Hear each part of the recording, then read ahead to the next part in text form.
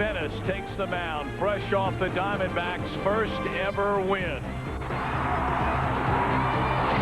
While in San Diego, there's a new sheriff in town, flame-throwing Kevin Brown.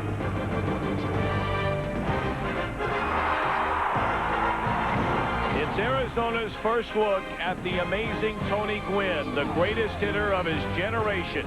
The D-backs and Padres next.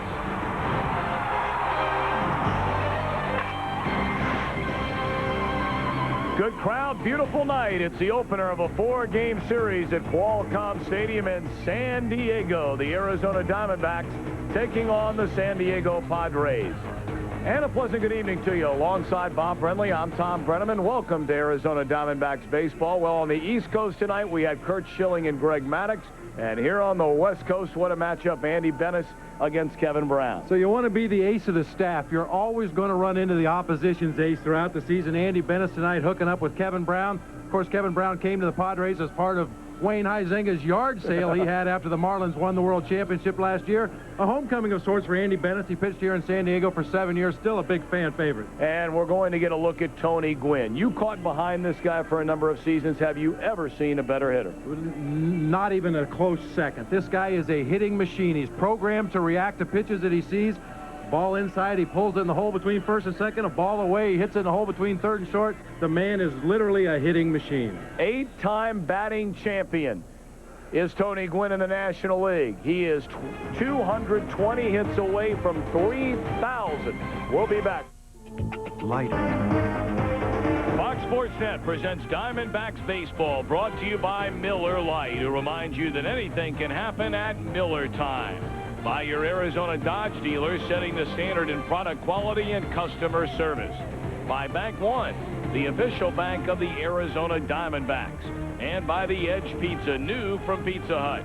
Have you been to the Edge?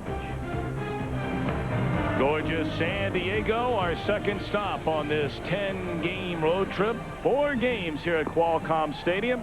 Diamondbacks and the Padres set to tee it up. And the Diamondbacks lineup brought to you by Dodge. And it's Devon White in center, Jay Bell at short, Travis Lee at first, Matt Williams at third, George Fabregas catching, and again Yamil Benitez in left field. Brent Brady the nod in right, Andy Stankiewicz at second, and Andy Bennis, longtime Padre, on the mound. And our Pizza Hut delivery on one of the game's best, right-hander Kevin Brown.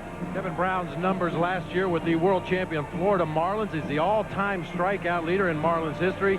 Throws a heavy ball. What we mean by that is even when you make contact with his sinker, it feels like the bat is going to explode in your hands. And when he's effective, you'll see his infielders getting a lot of work, throws a lot of ground balls because of that heavy sinker.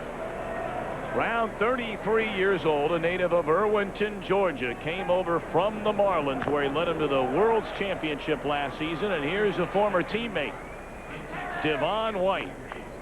In fact, both Brown and White received their World Series rings today. Marlin general manager Dave Dombrowski made a trip out here to make it a point to get everybody their championship rings, and he wanted to do it in person, and boy, are they something. On the ground at second baseman Kilby O'Veris, and Devo retired to begin the game. Padres defensively, this is a good-looking ball club. No two ways about that. Greg Vaughn, Steve Finley, Tony Gwynn, left, center, and right. Ken Caminiti, Wally Joyner on the corners with Chris Gomez and Kilby O'Veris the middle infield. Carlos Hernandez part of a platoon behind the plate with Greg Myers.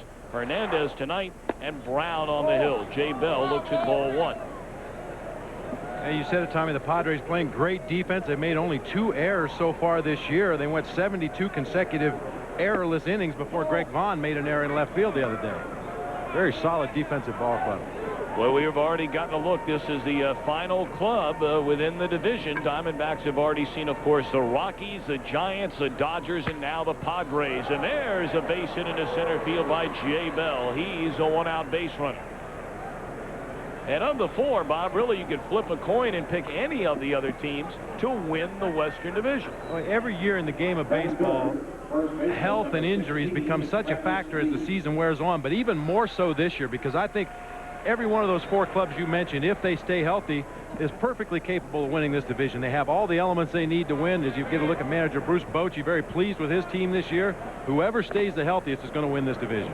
Well, you heard a big round of applause for Travis Lee. He played collegiately right here in San Diego at San Diego State, the alma mater of Padre right fielder Tony Gwynn. In fact, they named the field after Tony Gwynn at San Diego State just last year. I wouldn't be surprised they end up naming this field after Tony Gwynn when he retires someday. Well, they should. Travis with a home run, 2 batted in, a .257 batting average. In from the left side, and Brown turns it loose. Little roller up the third baseline. That's going to stay fair. Brown picks it up, rolls, and Travis beat it out. An infield hit for Travis Lee. Kevin Brown knew that that ball was not going to roll foul, so he took a chance, and a fraction of a second late. Now you have to know your own home field, and Kevin Brown apparently knows that that ball was going to stay fair. Made a very tough play out of it, barehanding, throwing off balance. It's a very dangerous play. I'll tell you, it scares me to death, and I'm sure it scares Bruce Bochy when you see your ace pick up a ball barehanded, throw off balance across his body, trying to get a guy at first base. This is the kind of throw that will injure pitchers more often than throwing off the mound. Trying to make an incredible play. You can see that ball's actually coming back more into fair territory. Brown does all he can, but Travis Lee hustling down that line beats it out. All right, here we go. Scoring chance against Kevin Brown in the opening inning. Back-to-back hits from Bell and Lee, and now it's Williams who takes a strike.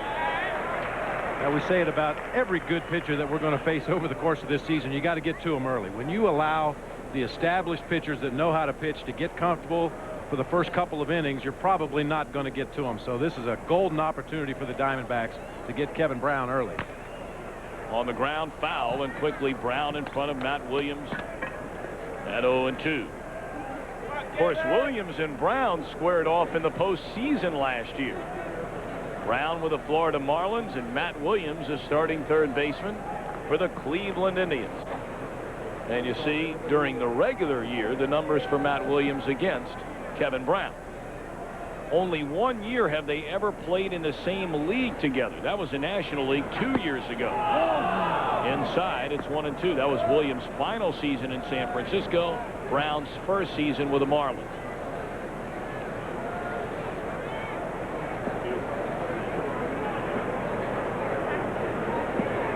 Jay Bell, the runner at second base. Travis Lee on at first. 1 away, just underway in San Diego. On the ground, trouble. Oh, it's off the glove of Caminiti. Rounding third and coming in to score is Bell. Travis on to third base, and the Diamondbacks take a 1-0 lead here in the first inning. That'll be an error on Ken Caminiti. We talked about how great the Padre defense has been this season, but a costly error right there. Well, you don't see this very often. It's a good thing we have it on tape. Ken Caminiti trying to come in, play that ball on the short hop. Just appeared not to get his glove in a good position. Looked like it hit off the thumb of his glove into short left field. Heads up base running by Travis Lee, roaring around second base. Ends up at third. Travis 90 feet away from the Diamondbacks' second run. Williams being held at first by Wally Joyner, and George Fabregas thought about it and went to, no, he didn't on the appeal up there at Gregg.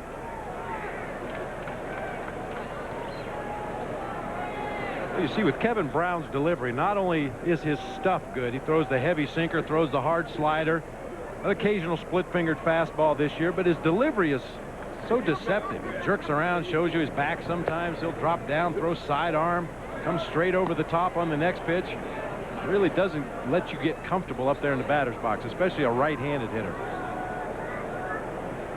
Brian Butterfield giving the signs. Matt Williams glancing across the diamond. 2-0 to George Fabregas. Runners on the corners, 1 out and 1 run home. And the 2-0 in the air. This will bring in the second run of the inning. Vaughn makes the catch. Tagging and scoring from third is Travis Lee. 2-0 Diamondbacks. Good work for George Fabregas. It really was a nice AB for George Fabregas. Tough to get the ball in the air against Kevin Brown most of the time, but he got a pitch up out over the plate. Didn't try to pull it, just lofted a fly ball out to Vaughn in left field. That's a nice piece of hitting. Yamil Benitez, his second straight start in left field. He went 1 of 4 last night and stole a base.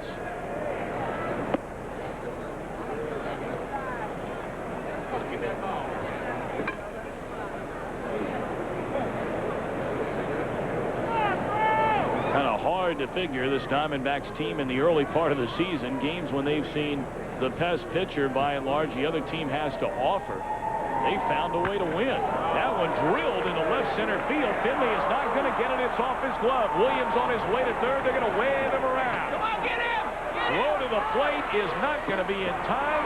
And an RBI double for Yamil Benitez gives the Diamondbacks a 3-0 lead.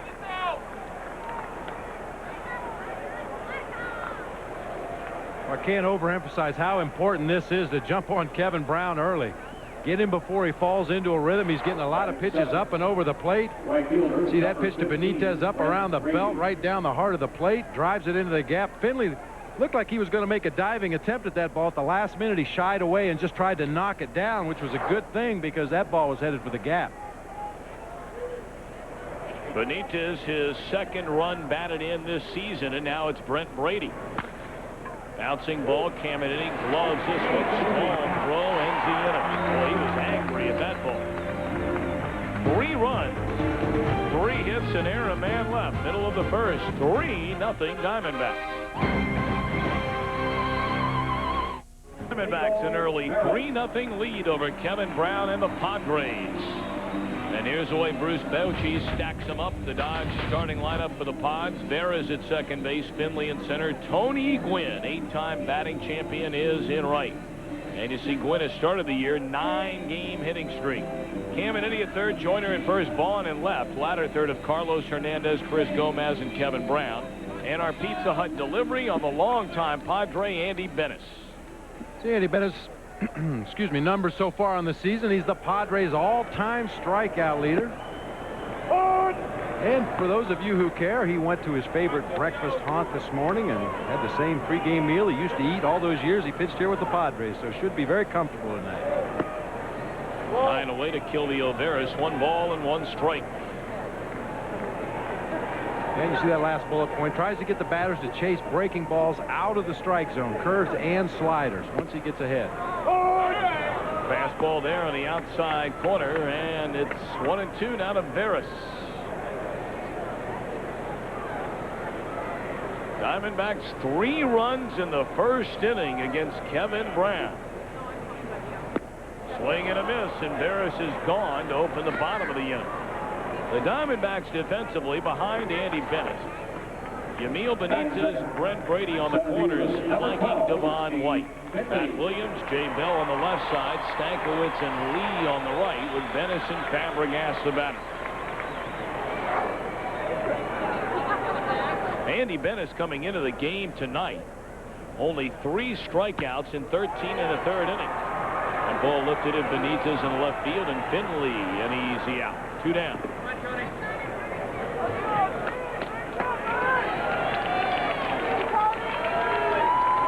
Comes Tony Gwynn. Right fielder, 7-up, Tony Gwynn.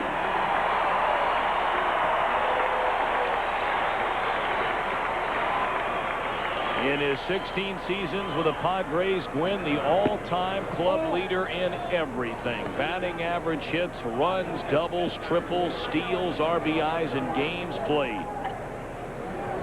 Mentioned earlier, the winner of an NL record tying 8 batting titles. Matt Williams can't find it. Jay Bell is right behind him to pick it up, and that'll end the inning. 1-2-3 go the Padres after a full inning in San Diego. 3-0 defense. Jay Bell, a nice play to help out his teammate. And a man who plays next to him every day, Matt Williams, to retire Tony Gwynn. 3-0. We open the second inning. And leading things off, Andy Stankiewicz. He looks at a strike.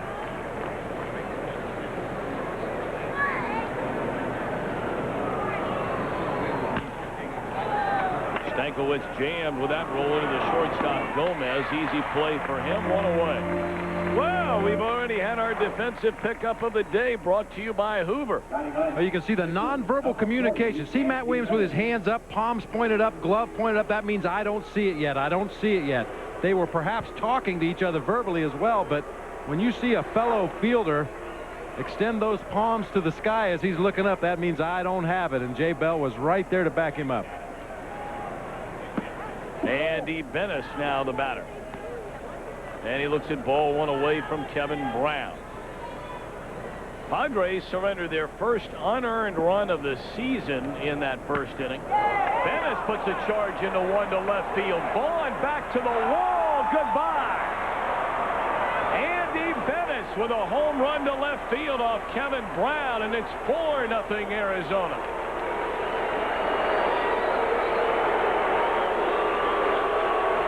Bennis says take that after getting booed by the fans that once cheered it. And that is his 5th career home run.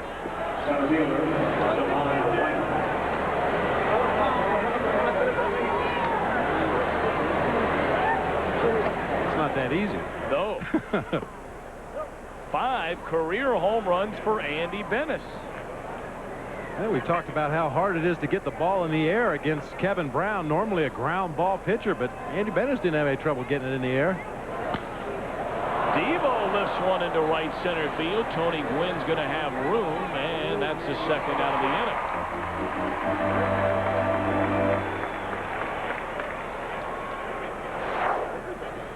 Well, Tony Gwynn's a great hitter. Andy Bennis on this pitch is a great hitter. He guesses right, gets a sinker on the inside part of the plate, and despite Greg Vaughn's effort, couldn't do it. Here's a 3-2 delivery. Bennis hits it to right field with distance, way back. Going, it is gone! A 2-run homer for Andy Bennis. The Padres lead it 3-0. The very first home run in the career of Andy Bennis, who hits number 5 here tonight.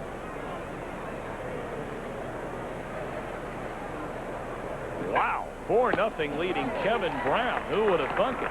We were starting to say earlier, in the 2 Diamondback wins this season, they beat the Giants' best starter, Sean Estes, and they beat a very good starter, depending on the year, the Dodgers, Hideo Nomo. We're just not seeing enough good pitching, I guess. I guess. Now, we're going to get our fill of it in this series. We're going to get a look at Joey Hamilton, Andy Ashby, Pete Smith tomorrow. Very deep pitching staff here in San Diego. And there's strike 3 called to Jay Bell. He didn't like it, but the inning is over. 1 run, 1 hit. Andy Bennis plays long ball after an inning and a half. 4-0 Arizona. It's a solo home run in the second inning, the 5th career home run for him. And how far did it fly? According to America West Airlines, Andy Bennis' home run traveled. Professor Bremby, you completed this quickly. Had my slide rule, my abacus, and took my shoes and socks off. Came up with 346 feet. You done good. So now Andy can turn his attention back to pitching. A 1-2-3 first. Ken Caminiti, a big hack to begin the second. He's down a strike. Caminiti, the National League's most valuable player 2 seasons ago. Had a lot of injuries last year. Had very serious off-season knee surgery. He was really beat up, but if you follow baseball for any length of time, or even if you haven't, they don't come much tougher than Ken Caminiti. Well, this guy plays better and harder than a lot of guys do when they're 100% healthy, and I don't think he's been healthy in the last 5 years. He had shoulder surgery prior to last year. The knee surgery this year. Saw that seat there a moment ago as Caminiti fouls it off third base side out of play. Caminiti hit that seat with a home run here yesterday. Only the 9th time a ball has traveled into that second deck. And how in the world they said that thing only traveled what? 457? They said 457 feet, but for a right-hander to hit the ball that far, that is incredible. That's got to be a 500-foot blast at least. And Caminiti is thought to be a better power hitter from the left side of the plate. And he hit that one up there right-handed. 4-0 Diamondbacks in front here in the bottom of the second inning. And before this 3-2, Caminiti wants timeout.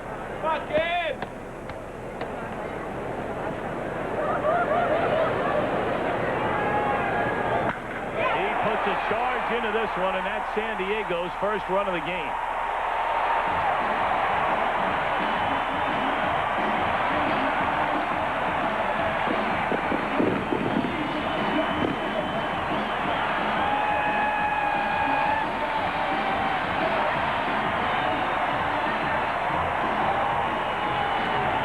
Just got done saying that Ken Caminiti is considered to have more power from the left side of the plate, and he shows us. He's two completely different hitters. From the left side of the plate, he's a good low ball hitter, good fastball hitter. From the right side of the plate, he's more of an off-speed high ball hitter. There you see the breaking ball started to go down and in, but didn't get to the desired location because Ken Caminiti wouldn't let it get there. Fourth home run of the season already for Caminiti, and it's a 4-1 ball game.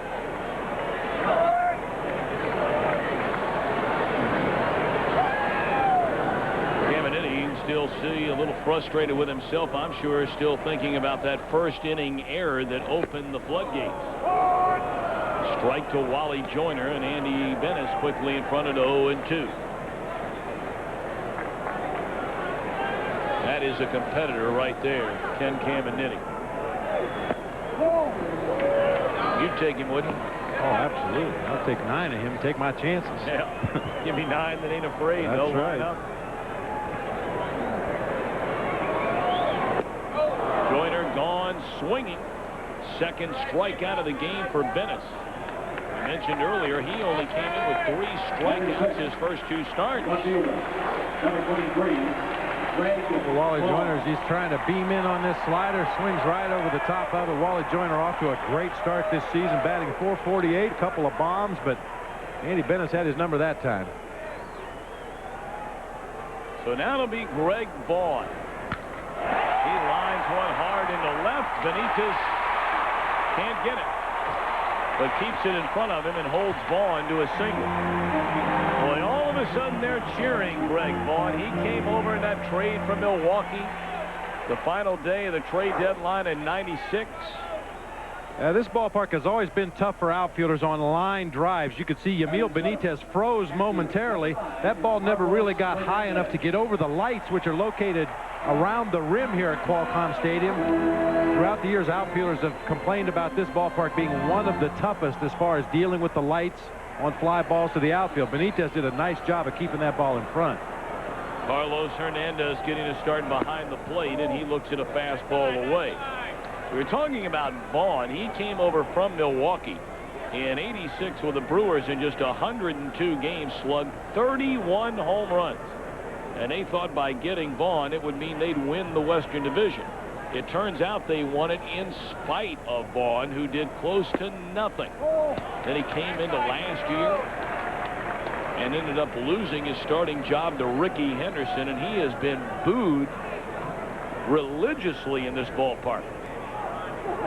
But off to a good start this season, and he's capable of hitting 40 bombs for him this year. He's really a mistake hitter. If you make good pitches on Greg Vaughn, you can get him out. But if you make a mistake, he'll make you pay for it. Lifted into left center field. Benitez can't get to it. Throw comes into second base. They're going to hold Hernandez to a single, and Vaughn advances on to third.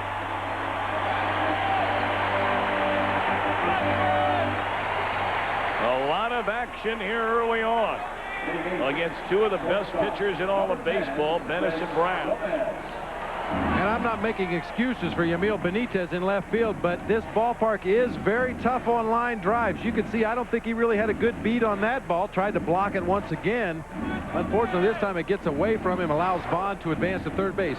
There you see the lights on the rim up right above the upper deck here at the ballpark, and fly balls that don't get up high enough to get above those lights are very, very tough for the outfielders. You'll see more balls lost in the lights in this park than any other park in the league. Runners on the corners, 1 in, 1 out. Diamondbacks lead is 4-1, and Chris Gomez, the shortstop and number 8 hitter in the lineup, is down a strike. Big batter right here for Andy Bennett.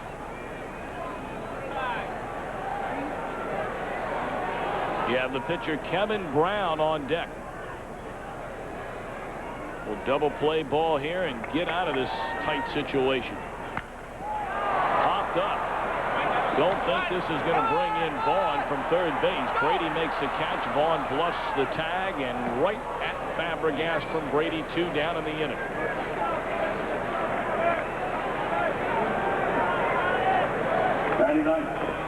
Pitcher, number 27, Kevin Brown. Gomez trying to do his job there, looking to get a pitch up in the zone from Andy Bennett that he could lift in the air to the outfield, but just didn't drive it enough. More of a easy pop-up to shallow right than a fly ball to deep right, which would have scored Vaughn. 2 down, and here's Kevin Brown. 1 for 6 as a batter, but he's driven in 3 runs. On the ground, and Bell should in the inning. He'll feed Stankiewicz, and that's that. 1 run, 3 hits, 2 left. End of 2. Diamondbacks lead it 4-1.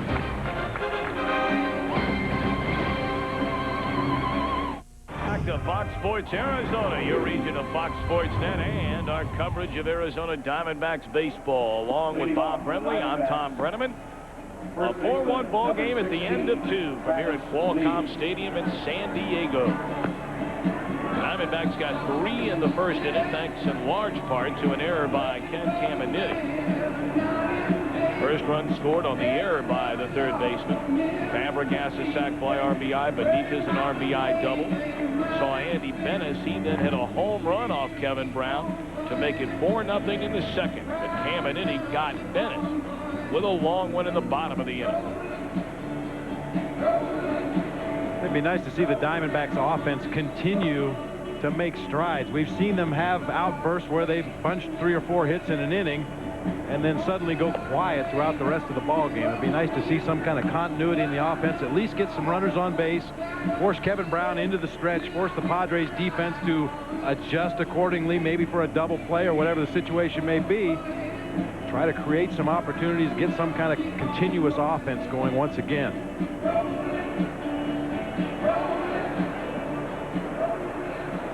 Travis Lee, Matt Williams, George Fabregas due up. Travis first pitch swinging, chops one down to Joyner, and he goes to Brown. 1 pitch, 1 out.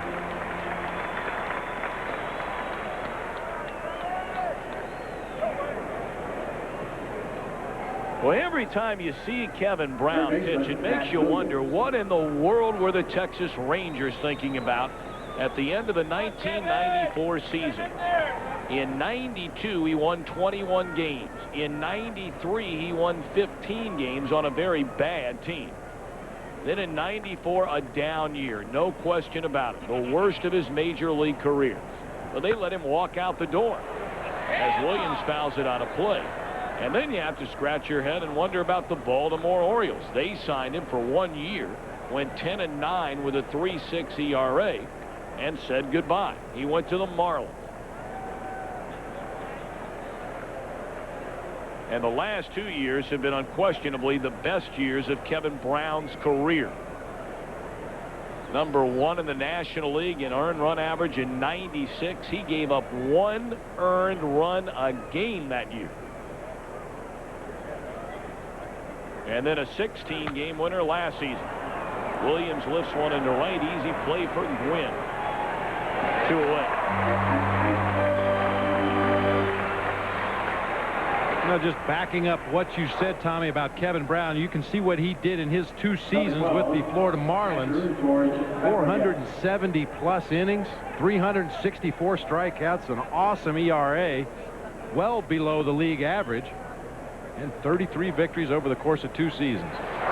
He's just one of those late bloomers, I think, Tommy. He's always had great stuff. In his days with the Rangers, everybody said, boy, Kevin Brown's one of those guys who should win more. He's got good stuff, but you know, sometimes it takes the mentality and the mindset a little bit longer to establish itself than it does just the physical throwing of the baseball.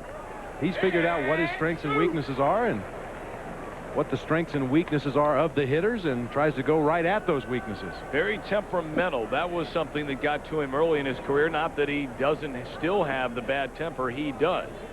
But it doesn't let him affect it nearly as much as it used to in his younger days. Well, I think that's true for each and every one of them. I'm still waiting for mine to calm down a little bit. Aren't we all? Yeah. But, you know, you think back to Greg Maddux in his early days with the Chicago Cubs. Struggled very much his first couple seasons. Very temperamental on the mound. Used to throw tantrums and swear at himself and swear at the umpires and the opposition and really take himself out of his game plan. It took Maddux a while to realize that it's a lot more than just throwing the baseball. You've got to have your head screwed on straight to be successful at this level. 1-2 to Fabregas, who knocked in a run with a sacrifice fly in the Diamondbacks' 3-run first inning. And that one well inside. It goes to 2 balls and 2 strikes. We'll have this entire series, in fact, the remainder of the road trip on the tube for you. So by all means, please join us. 2-2 pitch. Floater into shallow left. Vaughn slides and makes a catch to retire the side. Go to the bottom of the third. 4-1 Diamondbacks.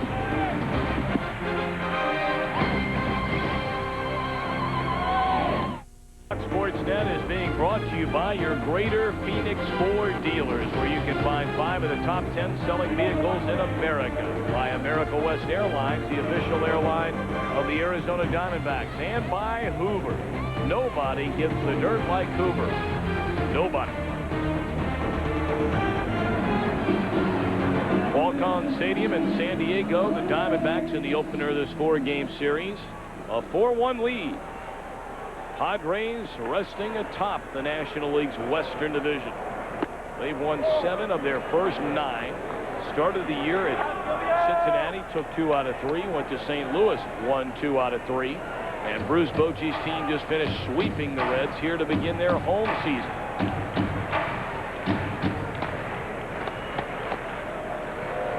Gilby Olvera's top of the order. Pops it up. Easier time for Yamil on this try. Up above the lights. 1 down.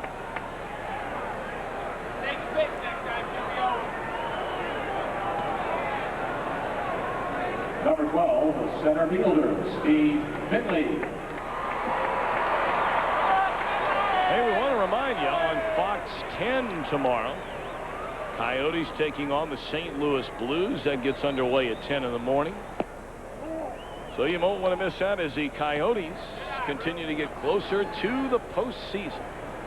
Tom, as you know, we got in late last night from Los Angeles, busted down the highway, and got in here to San Diego, and I thought, well, I'd get up to the room and shut the curtains and close my eyes, lay my head down. I got in the room and turned on the TV, and there were 3 hockey games on. Right.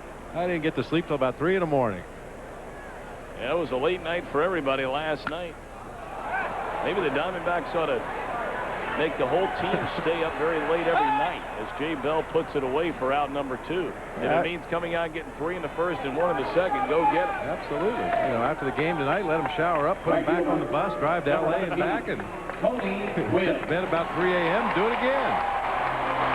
Well, we try with the uniforms, you know, whichever uniform works, that's what we run out there again the next night, so why not with a bus ride? 2 down for Tony Gwynn. Gwynn fouled out to Jay Bell his first trip.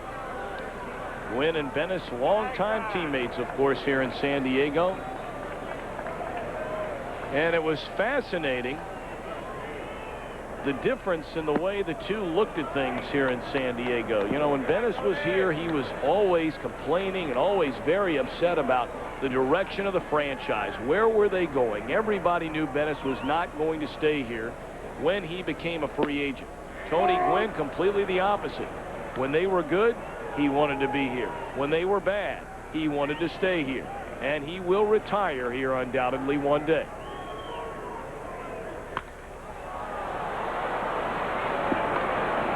Travis Lee in foul ground puts it away, and that'll end the inning. A good one for Andy Bennis. Greg Schulte comes over in the 4th, and the 3, 4-1 Diamondbacks. With Kevin Brown on the mound tonight, it looked like the Diamondbacks would have a lot of trouble against one of the best in baseball, but that has not been the case so far. Along with Bob Brentley, I'm Greg Scholey. The Diamondbacks have roughed him up a little bit. Well, we thought this was going to be a pitcher's duel from the get-go, and it may still turn into a pitcher's duel, but jumping on Kevin Brown early in the ball game is so huge because we talked about it before. If he has a chance to settle in, find his rhythm, find the release point on that slider, if you let him do that, he's going to be very tough throughout the remainder of this game.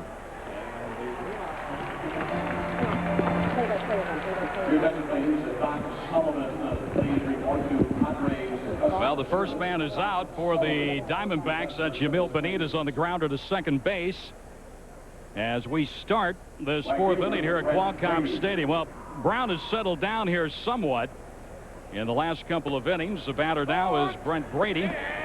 He grounded to third base his first time up. So Benitez hitting the first pitch, as a lot of the Diamondbacks have been doing here tonight, trying to waste no time whatsoever against Brown. And the count now to Brent Brady. The left-handed batter goes to 1-1. If you think back to a lot of the good pitchers we've seen through the early part of this season, Darryl Kyle, Sean Estes from the Giants, Nomo from the Dodgers, the game plan against the good pitchers is get them early. Don't fall behind in the count and let them go to their best pitch, their out pitch. Try to hit that first ball that's over the plate in the strike zone and get on with it. Strike to Brent Brady, and the count goes to 2-2. Buck Showalter has got to be pleased with what he's seen so far offensively against Kevin Brown here tonight.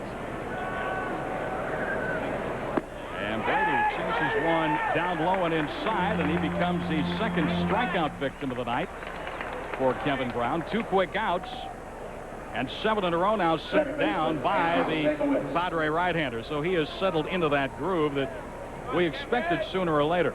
And you can see a hard slider down and in. That used to be a pitch that right-handed pitchers hesitated to throw because the pitch ends up low and inside, which is where most left-handed hitters like the ball.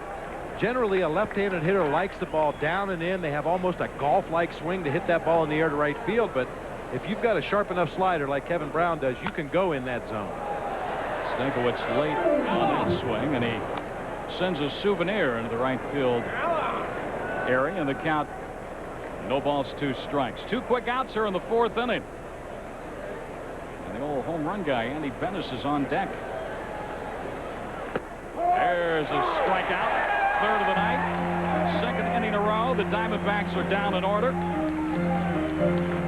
We go to the bottom of the fourth here in San Diego. 4-1 Diamondbacks. 4-1 Diamondbacks. They got 3 in the first inning off Kevin Brown. That man throwing the pitches right there. Andy Bennis provided run number 4 with his 5th career home run. And Buck Showalter is enjoying this 4-1 lead over the Padres. I don't think he's going to smile, but that's about as close to relaxed as we've seen Buck since opening day. Gaminetti, who homered his first time up, will step to the plate. A 457-foot home run here last night. 410 feet, they said, earlier in the game tonight. And he hits one into left field down the line. That's trouble. That goes over to the corner. Benitez picks it up, and Caminetti's into second base with a leadoff double.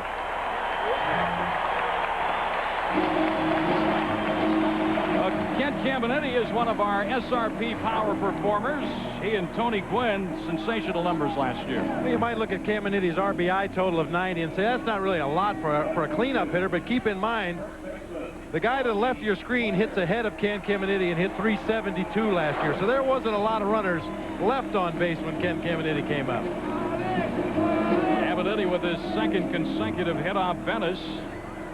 And the hits are now even at 4 apiece. Bennis will face Joyner, Vaughn, and Hernandez now with Caminetti on at second base and nobody out. And that ball eludes George Fabregas momentarily, but he was quick to get to the baseball and not allow Caminetti to advance. Unfortunately, when this ball gets by George Fabregas, you'll see it goes directly back, rattles around the umpire's legs. As a runner at second base, you can't immediately pick that up. Your vision is blocked a little bit by the catcher and the umpire, and you don't really see where the ball goes immediately. By the time Caminiti picked it up, it was too late to try to go to third. Joyner was a strikeout victim his first time up. He takes ball 2, 2-0. Wally Joyner played collegiately at Brigham Young.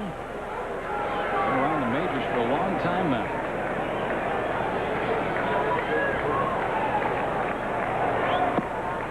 That's ball 3. 3 balls, no strikes. We have not had a walk yet in this ball game.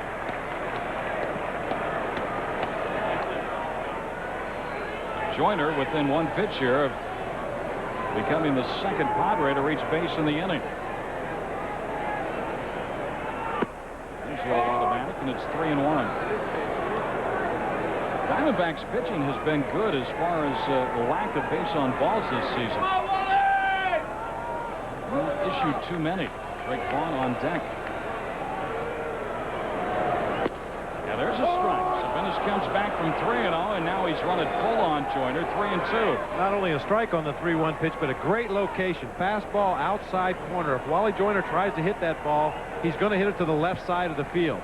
Hopefully that would prevent Caminiti from advancing to third base. And there's a tap foul past Davey Lopes, coaching at first base for the Padres. And we'll do it again here on 3 balls, 2 strikes. Obviously, Joyner would like to drive in Caminiti from second base with a base hit anywhere in the field, but ideally, Bruce Bochy would like to see him pull that ball to the right side. If he gets a base hit, good. If not, at least you've advanced that runner to third base with 1 out in the inning. Sac fly scores a run. That's into left center field. Benitez goes over, and he has it slip off his glove. Here comes Caminiti around to score. And pulling into second base, it's Wally Joyner. It's a 4-2 ball game. And Benitez is walking over toward Devon White in center. Hands on hips.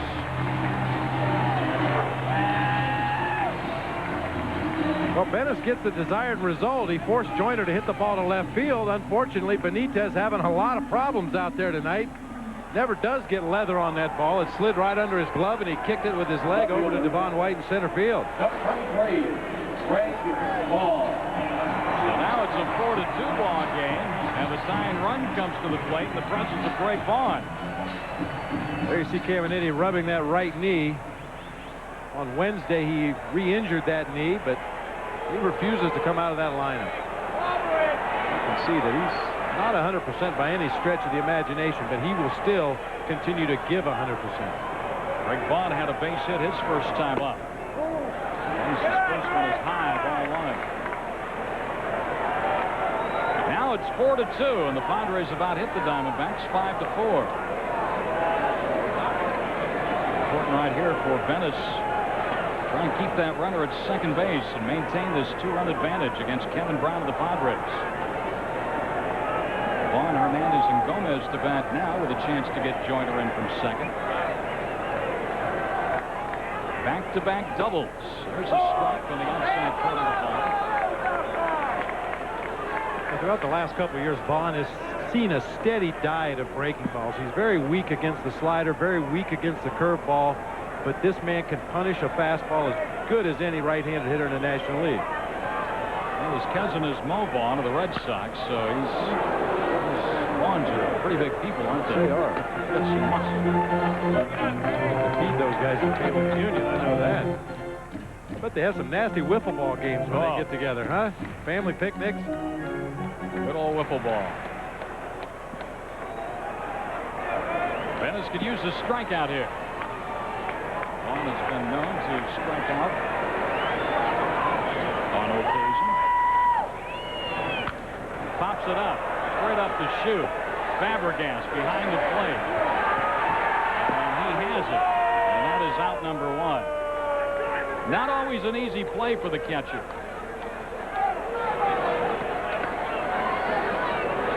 Back there by yourself. Battling it all the way. And Fabregas hauls it in. That's an important out right there. Yeah, that's a big look at George Fabregas, how high he's sitting behind home plate. He wanted a fastball up and out over the plate.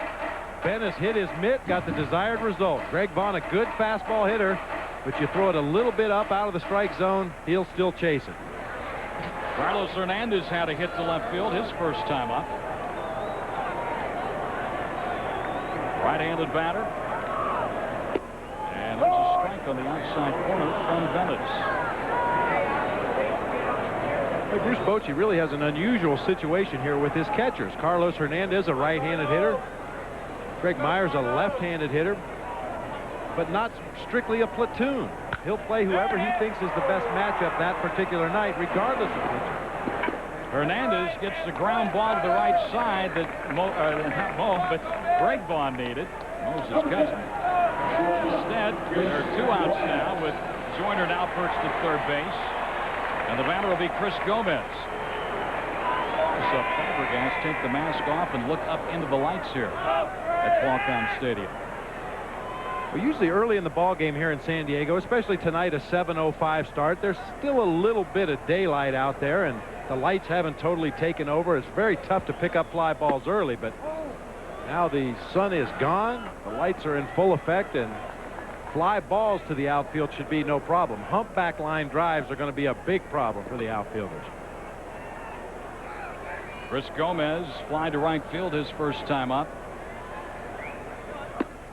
He takes one outside, and the count goes to 2 balls and no strikes, and Kevin Brown is on deck. A run into the inning on the double by Caminiti and the double by Joyner. Joyner now at third base with 2 men out. So Bennis has done a nice job here, and if you can get Gomez, they're going to issue the intentional walk to Gomez, not mess around with him, and they'll take their chances with Kevin Brown. There is ball 4, so Gomez gets the intentional walk, and Brown will bat. Brown on opening day had a 3-run double to help his own cause. He grounded to short his first time up. It's the first walk issued by either pitcher tonight. Pitcher, number 27. I think it's a pretty smart move on Buck Showalter's part. Normally, you would go after that number 8 hitter in the hopes of retiring him and having the pitcher lead off the next inning. But with a 2-run lead, you'd like to get your team back in the dugout with a 2-run lead. A base hit by Gomez scores a run. Now it becomes a 1-run ball game, and the Padres, let's face it, they're a little more explosive offensively than the Diamondbacks, and a 1-run lead is not much of a lead. Brown takes the first one outside, and that's ball 1. Andy Bennett looking for his second win for the Diamondbacks.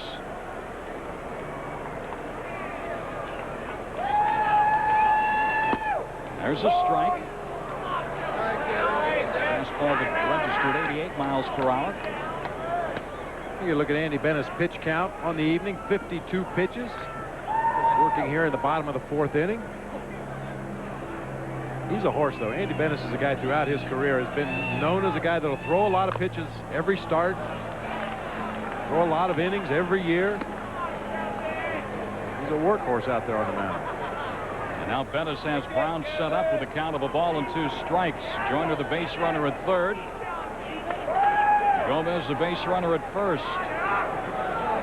Run is in, but the Diamondbacks lead by 2. A tapper to third. Williams has got it. He will go to first base. Low throw, but dug out by Travis Lee, and that ends the inning. Nice job by Bennett. Padres get a run. We go to the 5th here in San Diego. 4-2 Diamondbacks. On tap, brought to you by Miller Lite.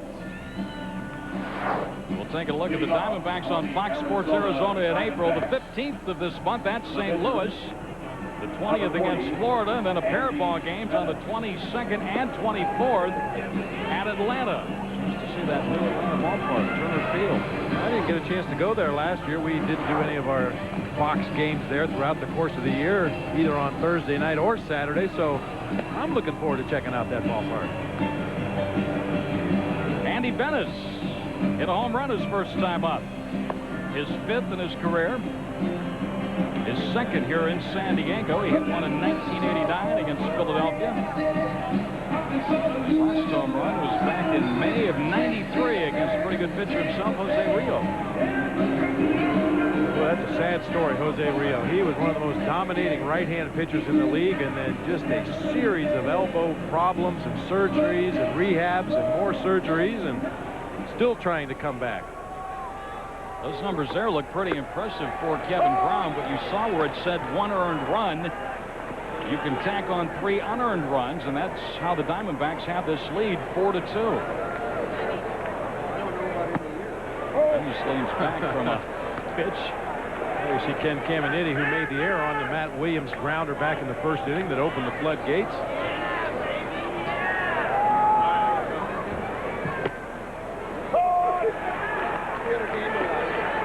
Keep a close eye on Kevin Brown's fastball and compare it to Andy Bennis when he goes back out to the mound in the bottom of the inning. What a difference. Kevin Brown throws a sinker. You can see the ball starts sometimes off the outside corner and will come back and nip the corner. This was a slider. He kind of dropped down through a Laredo sidearm slider and almost threw it to the backstop. Brown throws a sinker. That ball's going to be moving all the time. Andy Bennis throws a 4-seam fastball that's fairly straight. But both men equally effective in their own way.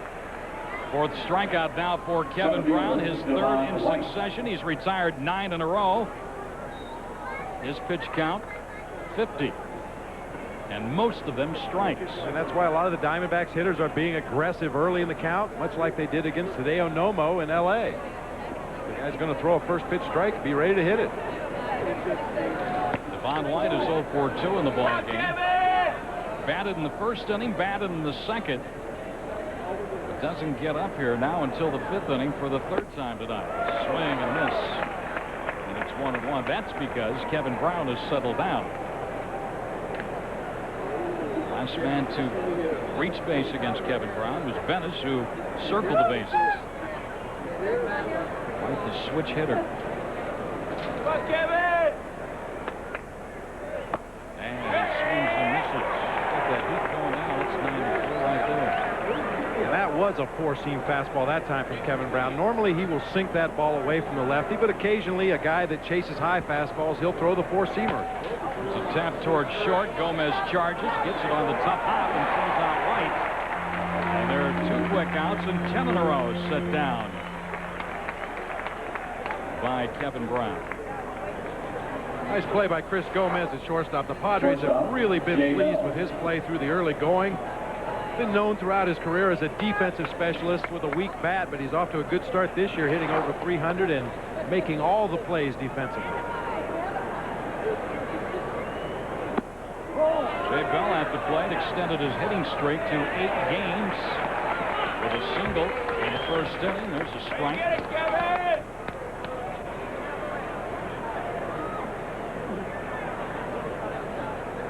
Kevin Brown's been tough. There's a strike, and it's quickly 0-2.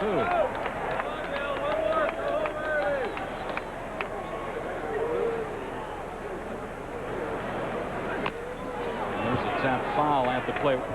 We gave you our Fox Sports schedule here of upcoming ball games. We do want to remind you that our next 4 ball games, the next 3 ball games here in San Diego and the first game in St. Louis will all be on TV3. Bell, a fly ball to center field. And Steve Finley has got it. And again, the side down in order. 1, 2, 3. We go to the bottom of the 5th. Diamondbacks 4, Padres 2. Welcome back to Fox Sports Arizona, your region of Fox Sports Net, and our coverage of Arizona Diamondbacks baseball. Along with Bob Brenly, I'm Greg Schulte. And the Diamondbacks with a 4-2 lead, although they've been out-hit by the Padres. That one error has been costly for San Diego.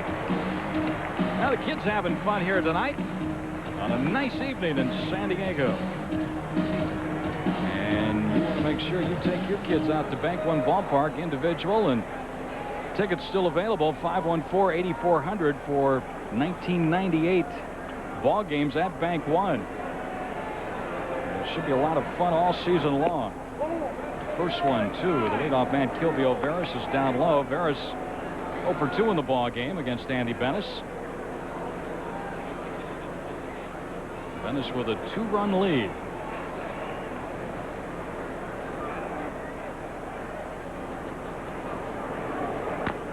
There's a chopper foul. Veras did the Diamondbacks some good last time up as he hit the ball in the air. A guy with his kind of speed, see him hit it in the air. That's just icing on the cake for your defense. Oh, absolutely. He started the season very well, hitting the ball on the ground, slapping it to third base, pulling the ball down the first base line occasionally, drawing 8 walks through the early going of the season, but has fallen back into some bad habits, and that's hitting the ball in the air. Exactly what you said, Greg. Not taking advantage of his assets. Back up the middle. He hit that one on the ground and threw into center field for a base hit. The 6th hit of the night for the Padres, and a speedy base runner is on. And we've seen a lot of this year. I was talking to some of the broadcasters for the Padres and asked them if they had noticed an inordinate number of balls back through the box, and they said, well, you know, come to think of it, we've had a lot of balls hit back over the mound. 99 career stolen bases for Gilby Alvarez, and he's on at first base here with a leadoff single in the 5th inning with Steve Finley at the plate. Venice will drive Veras back to the mound, or back to first base.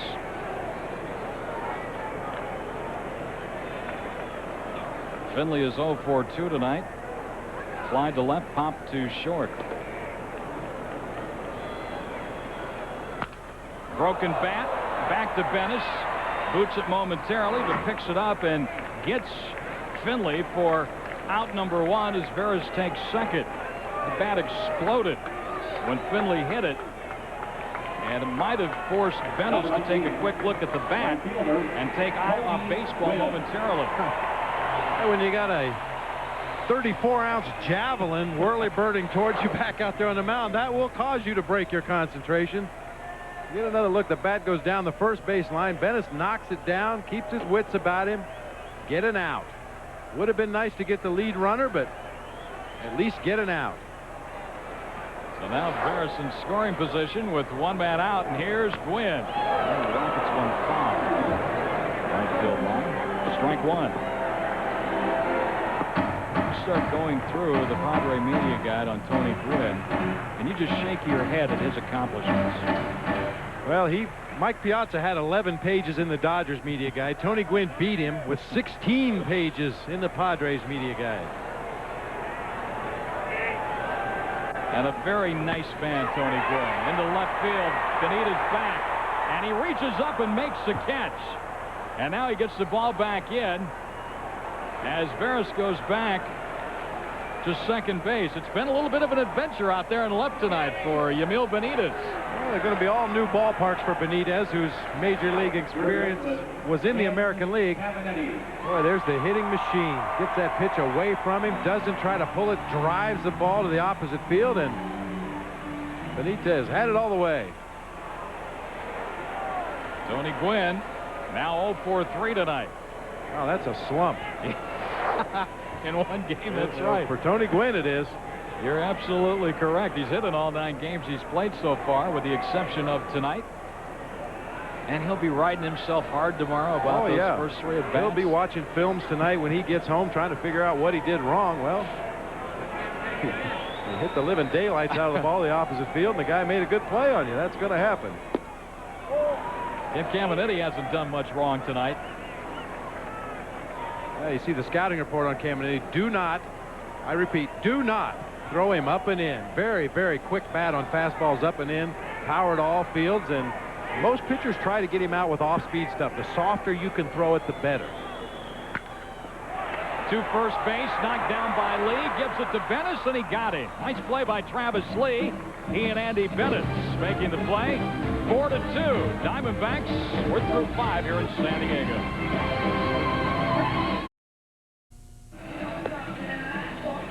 4-2 Diamondbacks as they lead the Padres here in San Diego.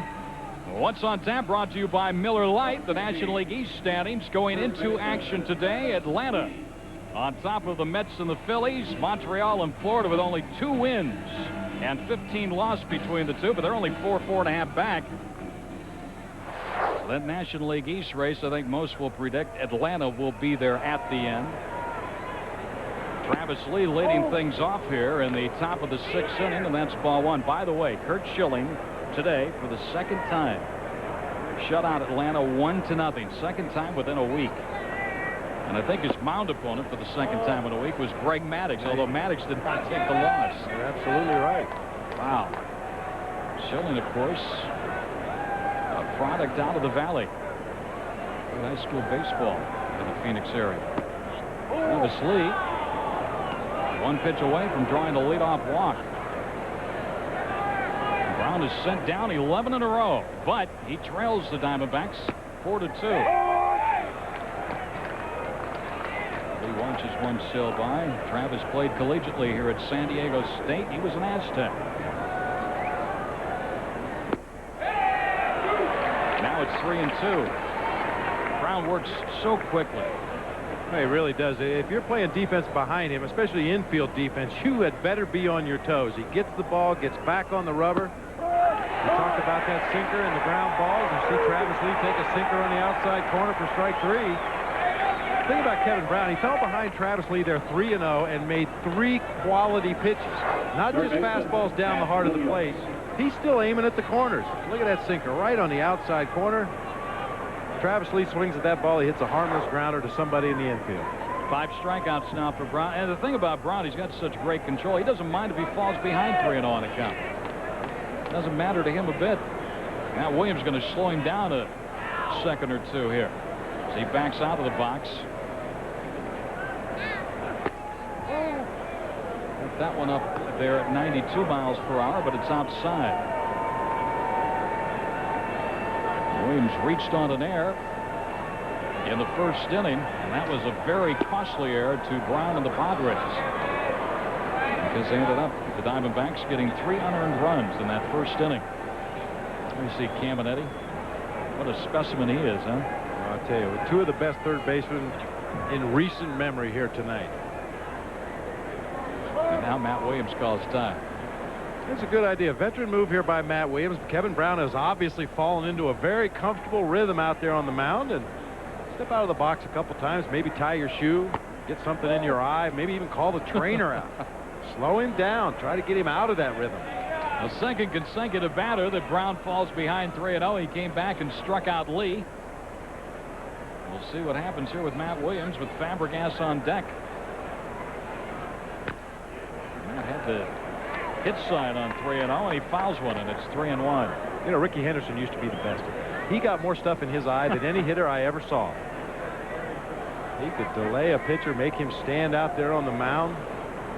Ricky had a lot of way of frustrating people, either at the plate or on the bases or whatever. Must not have had any eyelashes, though. Got a lot of bugs in his eyes. That one fielded by Caminetti. Gets up, throws, got him. Caminetti took a hit away from Matt Williams. And there are 2 quick outs there in the 6th inning. Nice play.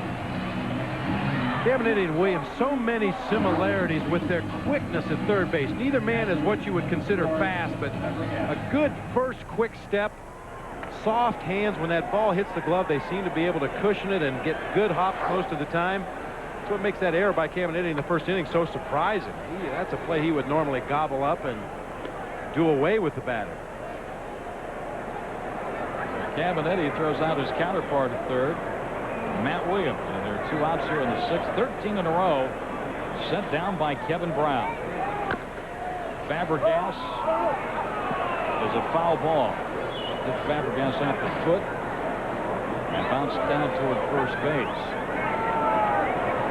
Well, George should have acted that up just a little bit more. Sometimes the umpire won't immediately call that a foul ball, and if you jump up and down and grab your foot, they usually do. Ouch, ouch, ouch.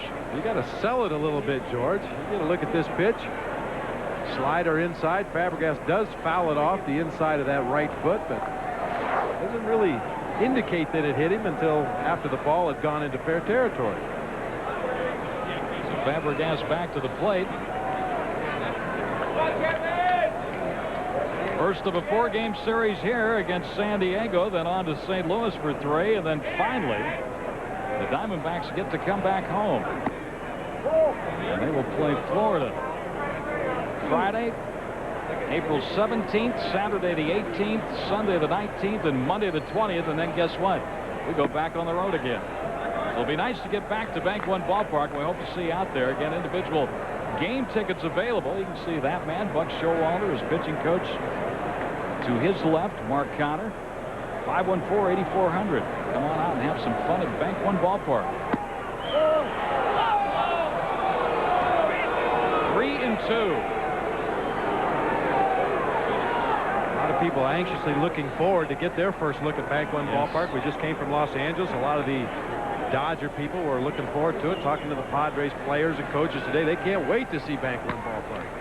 It's a chopper foul. I ran into someone who was from Phoenix up here in the media room, just up gathering some notes before the ball game, and so I used to live in Scottsdale, and can't wait to get back there so I can see your brand new ballpark. And they're trying to get a new ballpark, we might point out, here in San Diego for this Padre ball club.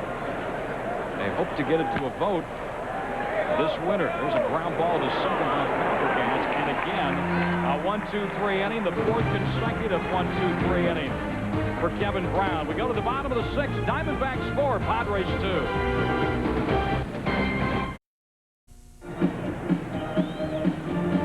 Diamondbacks continue to lead the Padres here at Qualcomm Stadium in San Diego. Greg Schulte along with Bob Finley, and Andy Bennis goes back to work. He's going to Diamondbacks 5 solid innings, and he will face the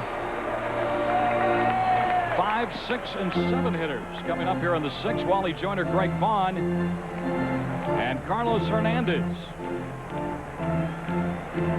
Bennis looking for his second win in a Diamondbacks uniform, and trying to beat his former teammates, the San Diego Padres. Joyner a swing and a miss. Bennis took a lot off that pitch, and Joyner way out in front of him. I like to see that. Andy Bennis is basically a power pitcher, hard fastball, hard slider. But now we're getting down to the third time through the order. He starts Wally Joyner with a very, very slow, straight changeup. A pitch that he's been holding in reserve. We haven't really seen him throw a lot of changeups through the first 5 innings of this game. You talked about him earlier defensively. He's one of the best glove men around, but the hard thing to remember, really even realize, is he's never won a Gold Glove. And his fielding percentages year in and year out. You know, you look at Wally Joyner, you know he's a good hitter. He's a solid fielder, but he's never won a Gold Glove. He was stuck over there in the American League for years behind J.T. Snow, among others, that seemed like they were steadily winning the Gold Glove at first, and then comes to the National League with Andres Galarraga. J.T. Snow's now in the National League. And there is a strike 3 called, and that's the 3rd strikeout of the night for Andy Bennis. Second time he's gotten Joyner. Left fielder, Greg Vaughn. Well, let's take a look at our Gatorade trivia question tonight. Who was the Padres' first manager? That's Bruce Bochy right there. He's the current manager, and we'll let you think about that for a moment or two. The Padres' first manager. I know Mr. Burnley has got that answer. I indeed do. I know that one. First base umpire Mark Hirschbeck. I want to know the count here on Greg Vaughn. He's 1 for 2 tonight. Big right-handed batter. And the count goes to 2-0. Well, this is where we saw Kevin Brown, after falling behind 3-0 to Travis Lee, able to make quality pitches out of the center of the strike zone, continue to work the corners. Bennis needs to do the same thing. If he's going to throw a fastball here, hit the corner. Back up the middle. Fielded behind the bag at second by Stankiewicz. His throw a little bit late. And Vaughn legs it out for an infield hit. Stankiewicz did everything he could possibly do on that play. Now, this might be the one play where Andy Stankiewicz's knee comes into play. Recovering from arthroscopic knee surgery, not really able to plant. You see, he just kind of throws on the move, not really able to get a lot on that throw. I don't believe they would have been able to get Greg Vaughn at first anyway. He runs very well for a big man, but nice range by Stankiewicz. Nice attempt. So Vaughn on base, and here is Carlos Hernandez. Dan Miceli is in the bullpen warming up for San Diego in case they get to the pitcher's spot this inning. There's a strike from Bennis, and it's 0-1. Bennis has really pitched well tonight. There you see Miceli. Oh, he's popping that ball down there. Not quite as loud as the Dodger bullpen, but Makes you feel like you're throwing fast. That's right. Oh, another beautiful pitch from Andy Benes, and Carlos Hernandez finds himself down to the count. No balls and 2 strikes. So 88 miles an hour on that fastball from Andy Benes. Not overpowering, but he has thrown his fastball anywhere between 86 and 92 miles an hour in this ball game. That pitch inside to Hernandez, who was a high school javelin champion.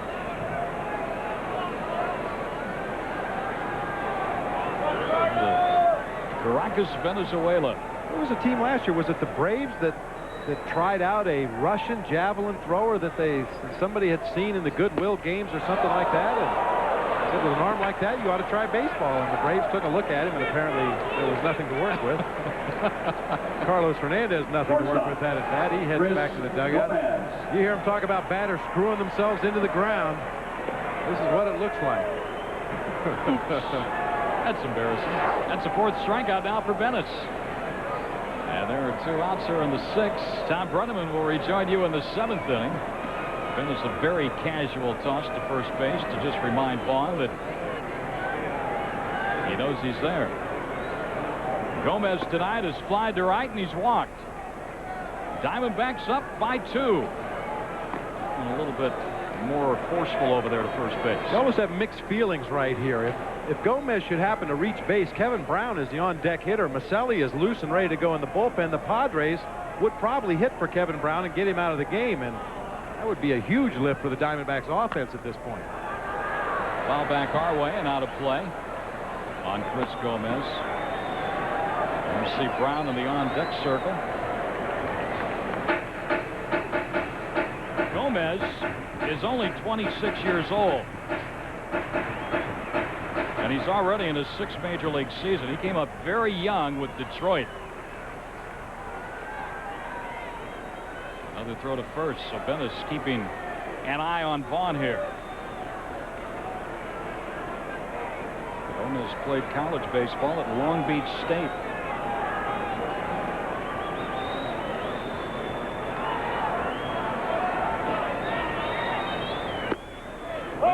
Really painting the black portion of the outside portion of that plate.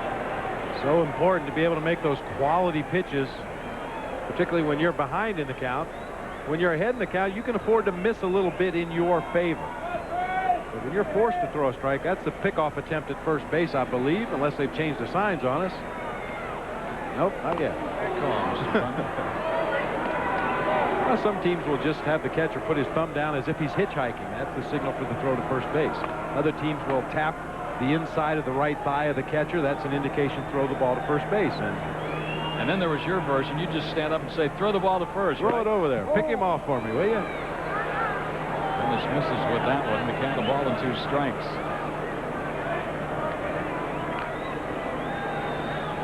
And he is struck out 4. He has walked 1. That an intentional walk of this man at the plate. Should be a slider away right here. Wow. Tough pitch to lay off of right there. Didn't miss by much.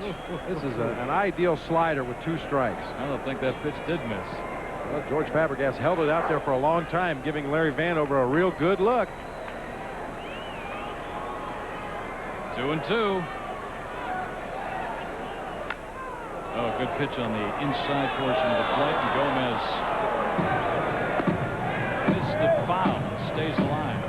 They'd like to see some kind of action on this 2-2 pitch. As a pitcher, as a defense right here, you want to force this batter to make something happen on the 2-2 count. Because once it goes to a full count with 2 outs, Greg Vaughn will be running at first base, and if Gomez would happen to hit a single to the left or right of any of the outfielders, Vaughn could probably score from first base. If Gomez can get around on a pitch, he hits one down the line, he can run a long, long time because Benitez is way over in left center field. A lot of room down that line and left. Back up the middle. Benes knocks it down, picks it up, and throws him out. Good fielding play. No runs ahead, no errors. A man left. Tom Brenneman back. I'm Greg Schulte. 4-2 Diamondbacks.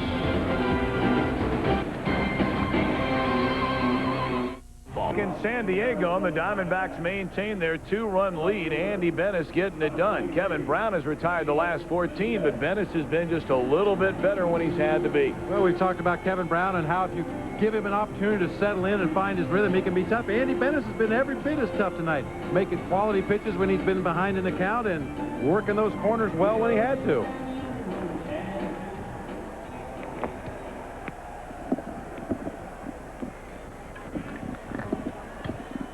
There you see the numbers on Andy Bennis and what he's done tonight. Kevin Brown, meanwhile, allowed 3 runs in the first, a Bennis solo home run in the second inning. And since then, nary a Diamondback has reached base. He has retired the last 14 batters that have come to the plate. But it may turn out to be too little too late. We'll see. Chances are this is the last inning we're going to see Kevin Brown anyway. He leads off the bottom of the 7th inning for the Padres, and trailing by 2, they've got to find a way to score a couple of runs.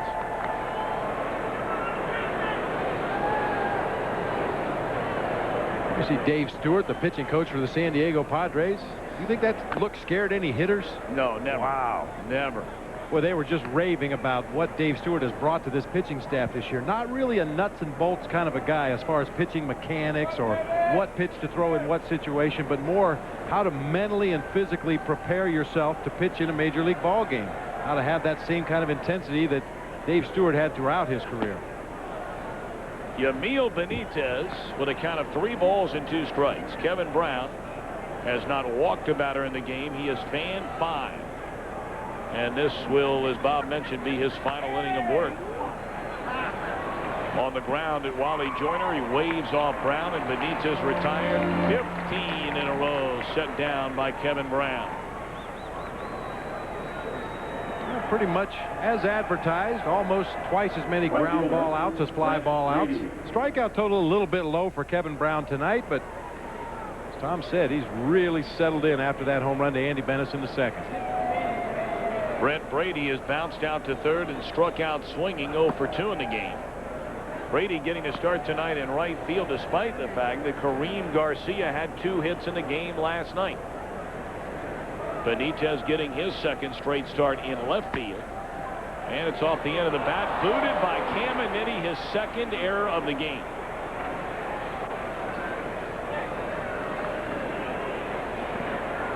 You could come to every Padres game for the next 7 years and probably never see Caminiti commit 2 errors in another game. Well, he's playing very shallow at 3rd base for Brent Brady. Doesn't really know a lot about him. Normally, against a guy like Brady, a 3rd baseman would play a little deeper and a little more over in the hole between 3rd and short. But Caminiti, not knowing the history of Brent Brady, was playing a little shallower, taking away a bunt, and got himself a bad hop right there.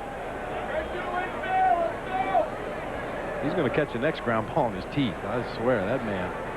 He's won 3 straight Gold Gloves down there at 3rd. They tag out 1 runner, throw to 1st, and they don't get the double play. And that's something the Diamondbacks teach on a regular basis to run through, and now they're saying a double play. And I think they're saying that Brady, rather than just running into the man, actually extended his arms out as if to push the man, and that's where you go over the line. Right, Bobby? You're allowed to make contact with that defensive player. When he steps in the baseline, he becomes fair game, but you're not allowed to use your hands or your arms, and that's what Bruce Fremming is indicating. Get a look at it here. Barris steps up in the line, and there you see Brady. The arm comes out, tries to strip the ball out of the glove, and Bruce Fremming pointed to it immediately and made the call. Starting to say the Diamondbacks teach their players to do that, but you see Fremming indicating the push the difference. 4-2, middle of the 7th. Now, Diamondbacks hold a 4-2 lead as we go to the bottom of the 7th inning. Much like setting a pick in basketball, a player is allowed to run into the defensive player, but you cannot use those arms. You see the hands come out. You see him flailing, trying to knock the ball out of the glove or out of the hand of Kilvio Veras. That's what makes it an interference call at second base. Had Brady pulled his arms in close to his body and run into Veras and knocked him down, that would be a perfectly legal play. But as soon as those arms come out, you're going to get the interference call. Greg Myers will come on to pinch hit for Kevin Brown, and there is a strike. Brown allowed 3 runs in the first. 2 of the runs unearned runs. He allowed 1 run in the second. and nothing else thereafter. Popped up by Myers into right field, and Brady is there for the first out of the inning. Brown retired 16 of the final 17 batters he faced. And the only man to reach Brett Brady was due to the second error tonight from third baseman Ken Caminiti.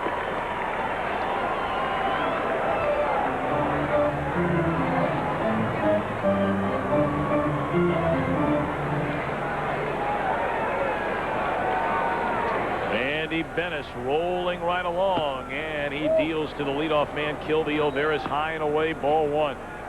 Boy, Andy, a good night tonight. By far and away the best game he's pitched this season.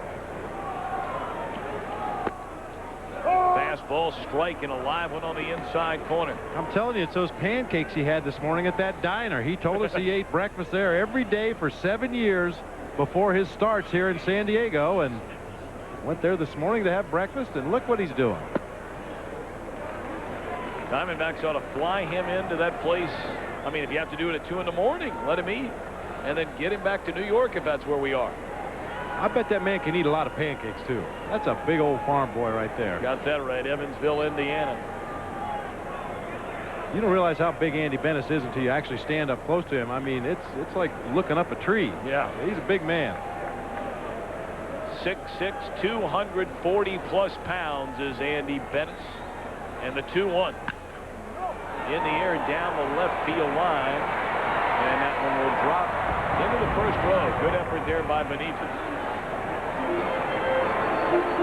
Not much foul territory here at Qualcomm Stadium, particularly if you get past the bags at third and first. They've added some seats along field level there. You can see. You get a look at Benitez. Look at those strides covering some ground. And that's going to cost you another $3.50 if you want another soda, buddy. Spilled about half of it out there on Benitez's shoulder. Got a couple of good swigs left there. Check swing. They appeal to third. Aaron Gregg said, he didn't go around. Andy Bennis wanted that call. He's got to take care of Veras, who's 1 of 3. Veras is struck out, fly to left, single to center field in the 5th. You don't want the tying run coming to the plate, particularly with Finley and Gwynn and the rest of the crew coming up. One hopper at Matt Williams. And there's the second out of the inning. Well, we gave you our Gatorade trivia question. Who is the Padres' first manager in franchise history? Preston Gomez. Long-time baseball man.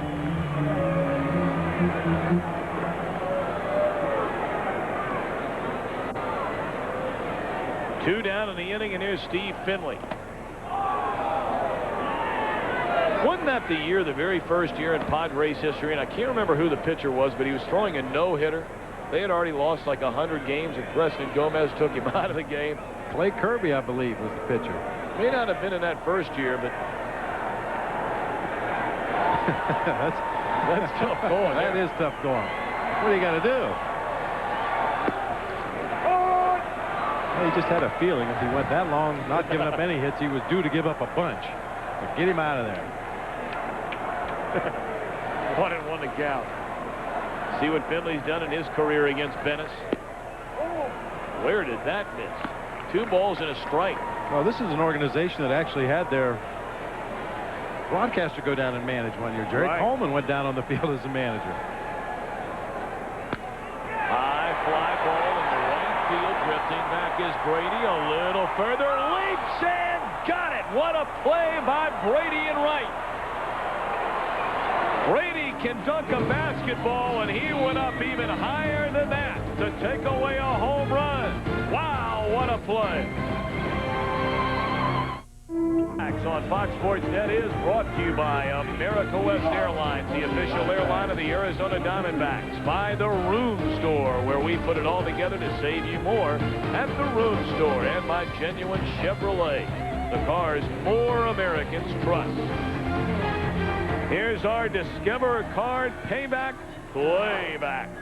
Tremendous effort in right field by Brent Brady. Goes all the way back to the wall, times his leap. Tommy mentioned, this guy can dunk a basketball from a standing start and uses every bit of it there to rob a home run. And high fives from Devo. Devo said, that's the way I do it. Yeah, Devo's thinking, why couldn't I have hung on to that last night? First pitch swinging, Andy Bennis to open up the top of the 8th. Diamondbacks in front 4-2, and Andy a quick out against the new pitcher. Former Pirate, former Tiger, right-hander Dan Miceli. Dan Miceli, a lot of people forget, back in 1995, he saved 21 ball games for the Pittsburgh Pirates.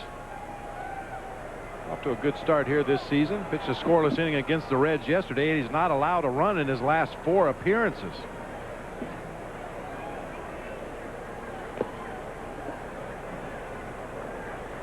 Devon White 0 for 3 in the game tonight. Diamondbacks 6 outs away from their 3rd win. And sometimes they're the most difficult outs to get. 1-1 to Devon White. You know, we were talking, to give you an idea about Dave Dombrowski, who's the general manager of the Florida Marlins. Here's a guy that jumped on a plane today, came all the way from Florida to San Diego, California, just to personally deliver World Series rings to Devon White and Kevin Brown. Well, now that's saying volumes about a guy right there. I asked Devo before the game. I had a chance to get a look at that. Bobby, I don't know if you glanced at it on the bus tonight or not, but boy, is it something. You know, the Marlins have that great-looking logo of the Marlin coming out of the water, and that's exactly what it is on the top of that ring. There's even, you know, little water falling off of the Marlin, all in diamonds. It just looks terrific. And I asked Devo, who now has 3 World Series rings, which one he likes the best. 2 in Toronto, 1 with the Marlins. He said, no question, hands down, it's this one from Florida. Well, every year they seem to get a little more elaborate, a little more gaudy, if you will, but boy, those are prized possessions. I'll tell you what. I mean, you hear it said, and it's a cliche, that, you know, the money's nice. You get that winner's share for the World Series, but the money's gone. I mean, you pay off a few bills and buy some groceries and pay the rent, and before long the money's gone. He'll have that ring forever. First-class operator Dave Dombrowski. There's a fly ball hit by Devo in the left center field. Should be the 2nd out. Finley's there, and it is. Well, we understand the president of the Bob Brenly fan club has made it to the game tonight, and there he is. That is a good look. Took years and years of research to come up with exactly the right uniform for the fan club. What do you think he did in a former life? Wow, that's scary to think about. I don't know. Old bullpen catcher, maybe? Yeah, probably an old bullpen catcher, yeah. One too many foul balls off the mask. Yeah. But the scary thing is that guy came to the ballpark dressed like that. I mean, he was out in the real world. At the ballpark, you can get away with wearing a flashing umbrella on your head, but you know, walking down the street in San Diego, that's a different story. And to think that's probably somebody's father. That's not good. 2 away for Jay Bell. Swing and a miss. Selly a little giddy up on that pitch.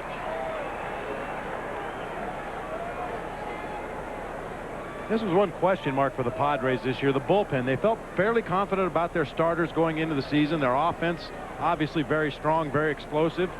We've chronicled their defense until Caminiti had the bad night tonight, but the bullpen has been a question mark. Strike 3 called with a fastball. Ends the inning. Bottom of the 8th around the corner. Diamondbacks lead 4-2. Bottom of the 8th inning. Diamondbacks a 4-2 lead, and Andy Bennis, as he's done so many times in this ballpark, will climb the mound and take the ball in the 8th inning. Left-hander Omar Dahl, right-hander Russ Springer, just in case.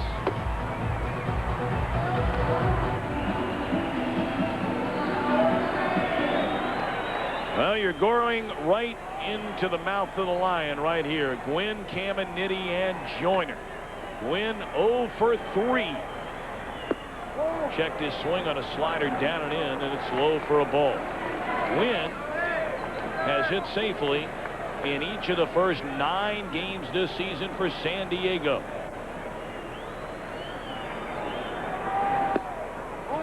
And it's quickly 2-0. What's on tap? Brought to you by Miller Lite. Tony Gwynn. The numbers tell the story. 8 National League batting titles, tied with Honus Wagner.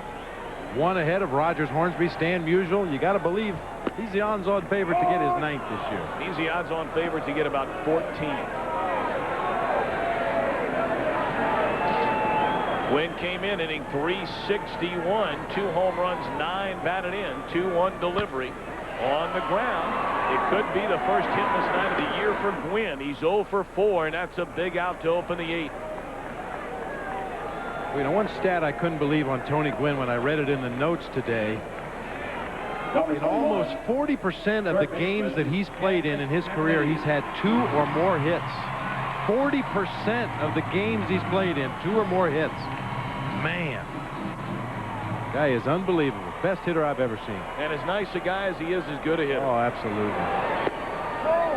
Fastball inside to Caminiti. There's a guy, Tony Gwynn, who never forget where he came from.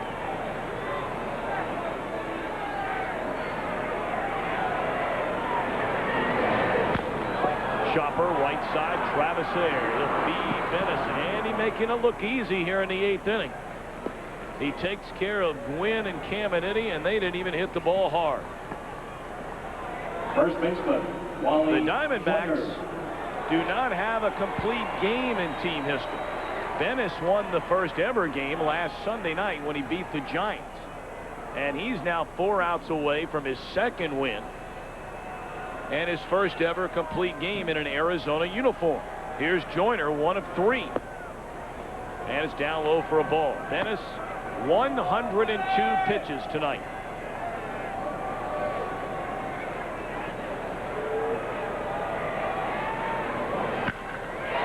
Hit pretty hard, straightaway center, but that's Devon White, and that is all for the Padres in the 8th. We head for the 9th, 4-2 Diamondbacks. Andy Venice tonight, and he just got through the toughest part of the San Diego batting order, our Chevrolet leaderboard. That's a place you're used to seeing Tony Gwynn right there. Wally Joyner off to a good start, or rather last year had a good year. That was a great race last year between Walker and Gwynn. Back and forth, both of them hitting over 400 for a long time. Mike Piazza snuck in there at the end of the season. Shapes up to be another good race for the batting title this year, but my money's on the short, pudgy guy out there in right field. Yes, indeed. Felix Rodriguez is warming up in the Arizona bullpen. They have a funny configuration here if you've never seen it before. The Diamondbacks dugout is on the 3rd base side. Their bullpen is down the right field line. And they did that because if the 3rd base dugout used the left field bullpen, you would not be able to see your pitcher warming up. You'd have to walk out almost to the foul line to see if the guy was ready or not. So they just use the opposite bullpens. That way the Padres can see theirs, and the Diamondbacks can see down in the right field corner and monitor Felix Rodriguez as he warms up. Travis Lee waits, and he swings and misses, and Travis is gone on strikes. 1 of 4 tonight for Travis Lee.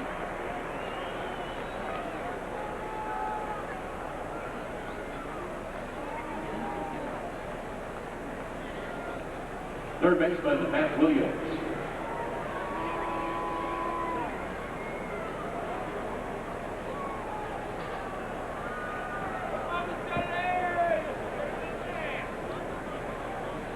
Matt Williams 0 for 3 on the evening. Reached on an error by Ken Caminiti in the 1st inning that opened the floodgates for 3 early runs for the Diamondbacks. Swings and misses at the first delivery from Maselli. Hey, don't forget Fox Sports News prime time. You'll want to tune in tonight for all the latest scores and highlights. It's coming up right after the ball game. Tell you what's going on in baseball. Wild one today in the Bronx for the Yankees home opener. All the NBA scores, as well as the NHL. Suns have a big game tonight. We left L.A. They're in L.A. taking on Shaquille O'Neal, Nick Van Exel, and the Lakers.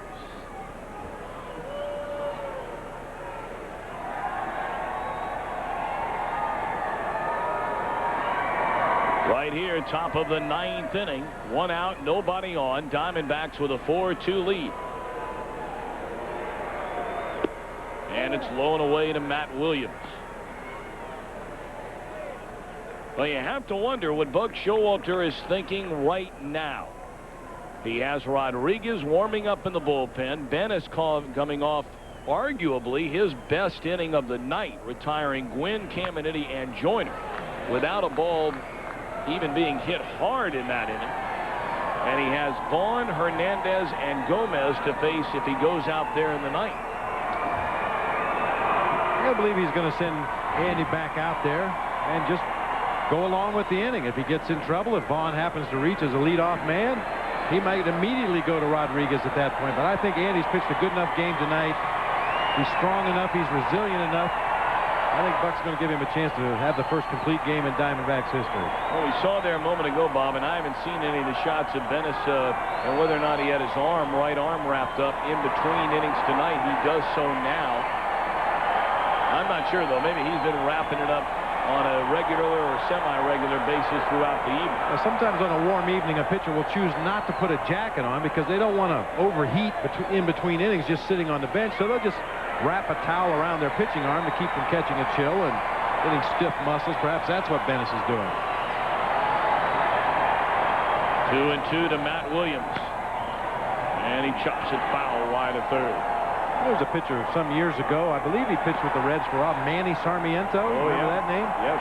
He invented a gadget down in Venezuela that was actually one sleeve of a jacket with a piece of Velcro that wrapped around your body, and it was made specifically for pitchers like Andy Bennis tonight. Too warm to wear a jacket, but yet you don't want to catch a chill on that throwing arm, so it was one sleeve with a strap of Velcro that you fasten around your body and keep that hose warm.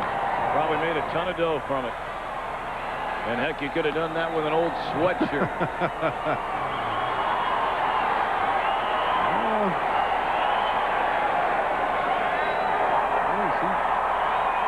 Trying to keep that moneymaker warm right there.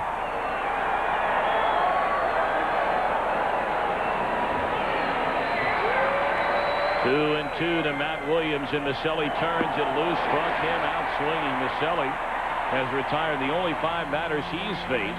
The Diamondbacks have not had a hit since Andy Bennis clubbed a home run with 1 out in the 2nd inning. And the only man to reach since then, they haven't even taken a walk. The only man to reach was Brent Brady on a little number down to Ken Caminiti that took a funny bounce on him, and it turned into an error. Now there's a little fellow who brought his jacket tonight. He's got to stand up to do the wave just so people can see him.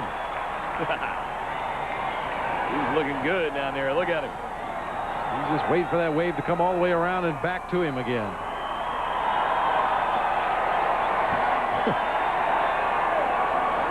They didn't just pick that off the ground, did they? Give it to that kid. There's a line drive into right field. It's a base hit for Fabregas. I don't think so. I don't either. I'm just kidding around. Look at him. He's looking for something to pick up, though. He's probably had worse things in his mouth today. It looks to that young man. Here it comes again. Uh-oh. Well, he may not be looking at her now, but give him about 5 years. Oh, yeah. Heck, in this day and age, it might be a year and a half. Runner on at first with 2 down. Diamondbacks in front by 2 in the 9th. Swing and a miss by Yamil Benitez. 1 of 3 and a double to knock in a run in the first.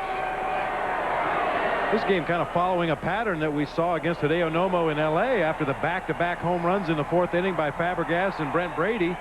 Diamondbacks went on to go 1 for 17 the rest of the way in that ball game. And that hit by Fabregas, the first for the Diamondbacks, as we mentioned, since the 2nd inning. They've really fallen in not only the game against Nomo, but Bobby, you brought it up early in the game. We've seen it a lot this year. Diamondbacks get 3 runs in the first or 3 runs in the second and then shut down the remainder of the game.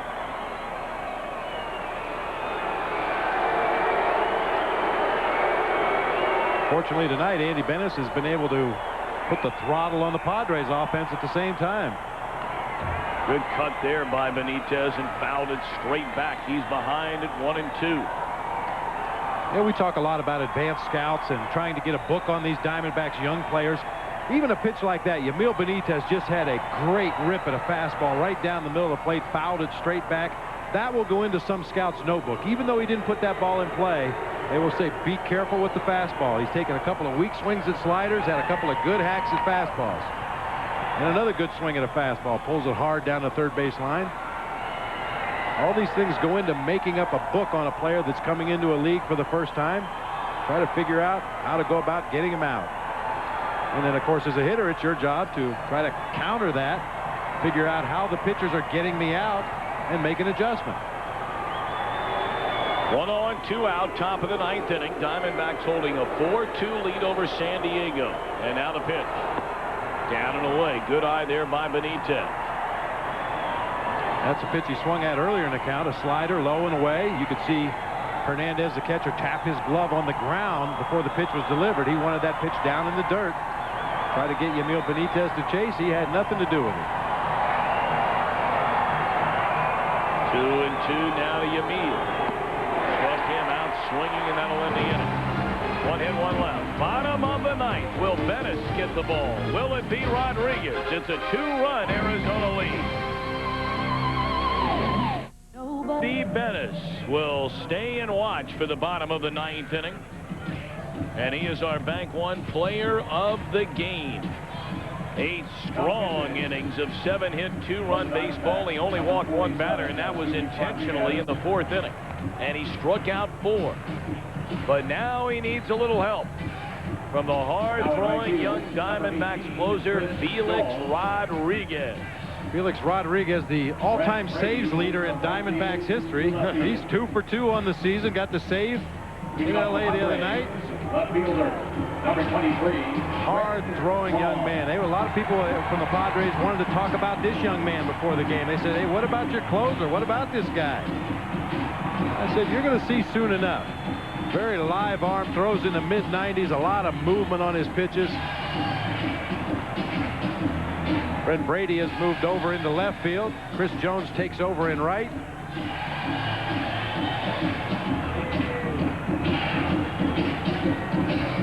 Well, Buck Showalter made the comment the other night. We asked him the day after the game in which he took out Brian Anderson after 8 shutout innings and brought in Rodriguez to save it. Why? And Buck said it's very simple. We have to develop Felix Rodriguez into a legitimate closer. Find out if he can do it. Because the Diamondbacks plan on competing in the very near future. And they want to find out if Rodriguez is the wave to get on and ride. Here's the pitch to Vaughn. Fastball way inside, 1-0.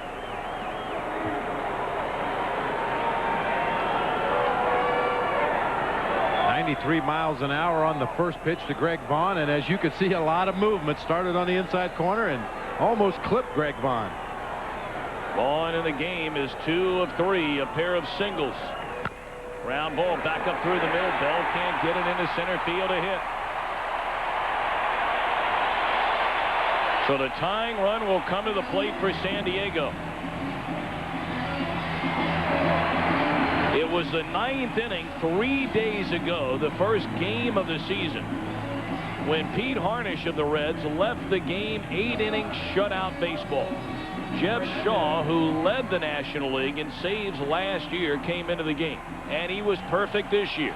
And it was this man coming to the plate, Carlos Hernandez, who hit a game-tying 2-run home run in the 9th, and the Padres won it in extra innings. On the ground, left side, Williams will go to first, get the out there, 1 away. Advancing on to second is Greg Vaughn.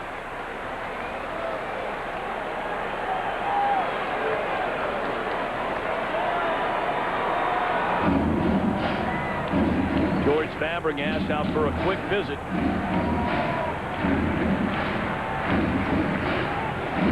And one more time, we remind you coming up, it'll be Fox News prime time. Suns and the Lakers. We'll tell you about round 2 of the Masters and round 2 of Maddox against Schilling. I got a feeling that's not the last time these two are going to hook up, Maddox and Schilling. Boy, those are fun to watch. Diamondbacks leading 4-2, 1 out, 1 on, bottom of the 9th, and here's Gomez. Fastball is high from Felix. Ball 1, 94-mile-an-hour heat. Gomez is not homered this season. And he represents, of course, a tying run here in the 9th inning.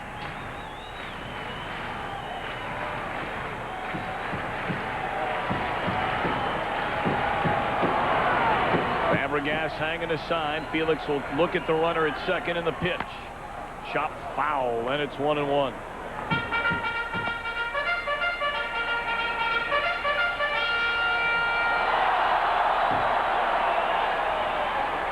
This is the opener of a 4-game series between the Diamondbacks and the Padres. Coming in, you had to wonder, could the Diamondbacks beat Kevin Brown? Well, they got 4 runs off him in the first 2 innings, and right now those 4 runs stand with a 2-run lead. 1-1 to Gomez. Fastball strike, knee high on the outside corner, a dandy. 95 mile an hour with a lot of movements. Matt Williams at third base playing well off the line. Normally with a 2-run lead and a runner on base in the 9th inning, a lot of teams have their third baseman camped right on that line. You don't want to have any doubles in the situation. Gomez is a guy you have to keep off second base, but the Diamondbacks apparently feel Gomez cannot pull Rodriguez. Well, he tried that outside corner again and just missed by a couple of inches. Count even at 2-2. At this point, you would almost even concede that run at second base on a base hit, but just make sure you keep the batter from advancing to second base. Normally, the outfielders will play a couple of steps deeper. Normally, the infielders will guard the lines a little bit more. Felix, he okay with Fabregas, and a break-even pitch is hit foul down the right field line. Gomez tardy on that Rodriguez fastball, and he's rearing back and bringing it again tonight. You know that at some point in the future, maybe not anytime soon, but at some point in the future, Rodriguez is going to come up with a changeup. And when he does, watch out. He will be a devastating closer. Right now, he throws basically all sinkers, an occasional slider. When he throws a breaking ball, it upsets all the coaches. They want to see him go with his best. He's got an awesome moving sinker in the mid-90s. Tough pitch for any hitter to get in the air to do any damage. Hey, you dance with the one that brought you.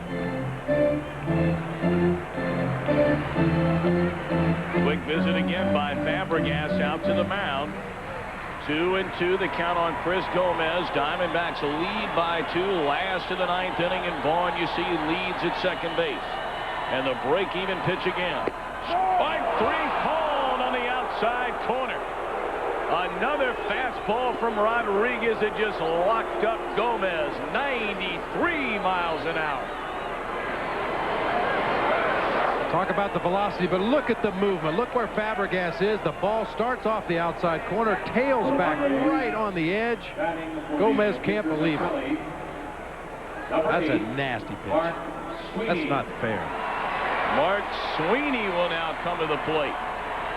Sweeney batting for Dan Maselli.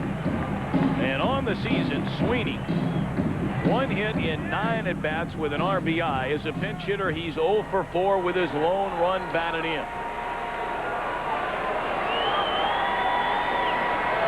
Diamondbacks trying to put this one away. 2 runs up in the 9th, and it's down low to Sweeney, ball 1.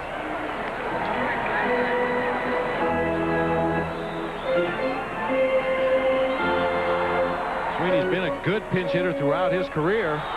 See what he's done, a .336 average. That's a pretty good sampling, too, 116 at-bats.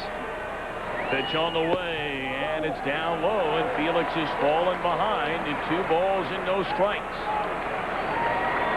Yeah, the good thing is he's missing low. He's missing down out of the bottom of the strike zone, not keeping the pitch up over the plate where he can get hurt. Felix trying to save this one for Andy Bennis, who went 8 strong innings tonight. 1 on, 2 out. And it bounces up there, and Vaughn will advance on to third base. Fabregas going over and just watches that one roll out. So Vaughn at third, and it's 3-0. Toughest pitch to block for a catcher is a fastball. You can see Fabregas was caught by surprise. That ball actually hit home plate umpire Larry Vanover. You never anticipate a fastball going in the dirt. That's a pitch that most major league pitchers can get up to home plate in the air most of the time, and when they do throw that fastball in the dirt on rare occasions, the catcher is usually caught by surprise. Breaking balls, change-ups, split-finger fastballs, a different story. You anticipate that ball going in the dirt. The inning started with a single by Greg Vaughn. Hernandez bounced out to third. Vaughn went on to second. Gomez struck out, and now Vaughn at third after the wild pitch. 3-0 to Sweeney. And Rodriguez out of the regular windup issues, ball 4. So the tying run is now on base, and the winning run will come to the plate. Rodriguez not as comfortable throwing to left-handed batters as he is to right-handers. You could see him painting that outside corner against Chris Gomez with the sinker, as Buck Showalter's going to hustle out to the mound and have a word with his young closer. You know, sometimes that'll change a guy's target. When you put a batter up there on the other side of the plate, suddenly you don't aim at the same thing you were with the right-handed hitter. Looked like Rodriguez was having a hard time finding his release point with the left-handed hitter. Strictly a one-way conversation right there. And I'm sure Buck coming out to pump up his closer here and say, hey, look, we got Veras. This is a guy you got to get. James Mouton will come on to run for Sweeney. And Mouton can run. Number 4, Gilvio Veras.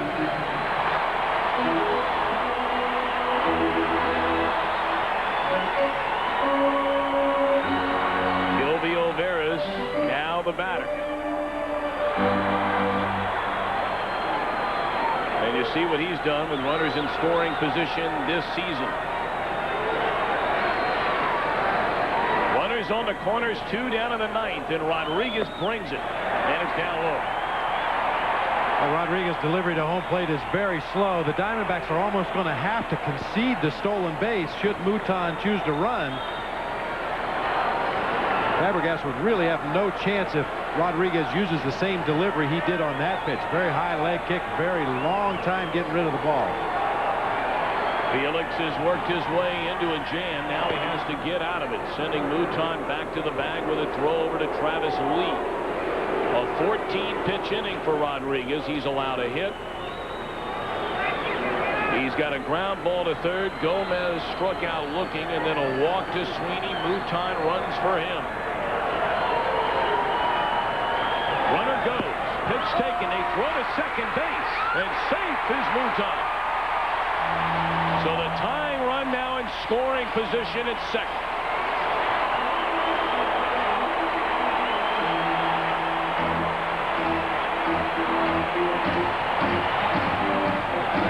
Tremendous jump at first base by Mouton. You had to expect that. The kind of jump he was able to get off of Rodriguez. Fabregas made a great throw just to make it close at second base. Vaughn at third. The tying run, Mouton at second. 2 down, bottom of the 9th inning. 1-1 to Veras in the pitch. Is in the dirt and blocked nicely by Fabregas. And once again, a fastball in the dirt. You may see that Fabregas is not really getting in good blocking position, what you would normally call good blocking position. He backhanded that ball, was able to knock it down. So that's strictly because it's a fastball in the dirt. He set up on the outside corner, given a good target, thinking about framing a sinker on the outside corner, and suddenly Rodriguez uncorks one in the dirt inside to the left-handed hitter, and George lucky to knock it down. Well, Omar Dog getting loose in the bullpen, but Rodriguez hoping he doesn't get a chance. And the 2-1 pitch. Fouled out of play. It goes to 2-2. Boy, it was nice. Before that last pitch, Matt Williams walked over and said a few words to Rodriguez. Well, this is what Buck Showalter was talking about. You got to put the young man out there in the fire of battle here. And I mean, this is as tense a situation as he's had. The crowd's into the ball game. The tying runs at second base. Got a tough contact hitter at the plate. This is where you test him. 2-2 to Veras. 2 on, 2 out. Whoa! Where did that miss? A little bit low, and Felix did not get the call from Larry Vanover. Look at Andy Bennis. Boy, he's in there smiling in the dugout. Well, I don't know where this pitch is. Veras has got low knees. That ball's right there. 27,243 come to their feet. Tying run at second. Diamondbacks a 2-run lead in the ninth with 2 out. 3-2 pitch is ball 4 and they're loaded. Now what to do if you're Buck Showalter and left-handed batting Steve Finley coming up. I think this is just as good a matchup with Felix Rodriguez out there on the mound. The sinker that he throws will tail down and away from the left-handed hitting Finley. Finley's a very rare left-handed hitter. He's a better high ball hitter, and he's a better breaking ball hitter, especially against left-handed pitchers. I think the best matchup is the young man they have on the mound right now. And that's the way Buck Showalter feels. Matt Williams again came to the mound and had a few words for Felix Rodriguez. Boy, Williams, quite a leader out there, but he can't get the batter out for Rodriguez. He has to do that on his own. Tying run at second, winning run at first, 2 out in the ninth, and here's Finley. Fastball right down the middle of strike.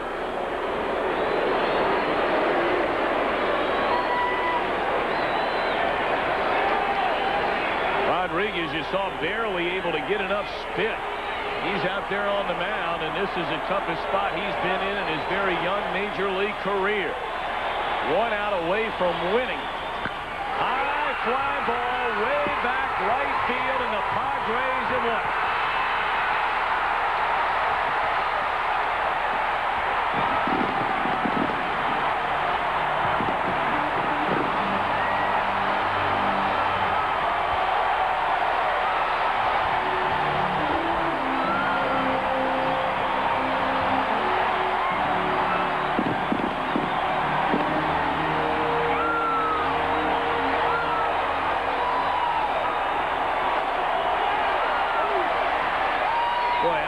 Picture right there. You can read Andy Bennis's lips.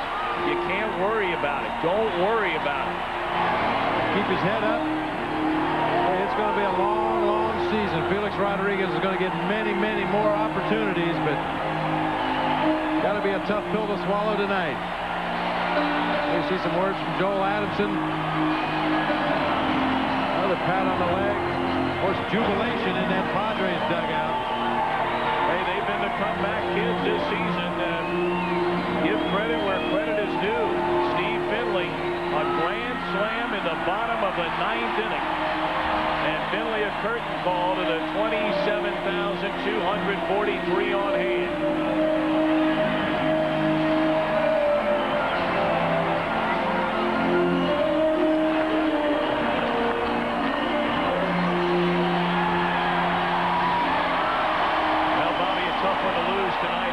You really have to admire that move by Andy Bennis right there. I mean, what a classy move that is. He wanted to win this game. He feels terrible for that kid. Andy Bennis pitched one of the best games that he's done in recent memory, and certainly would have savored a victory tonight.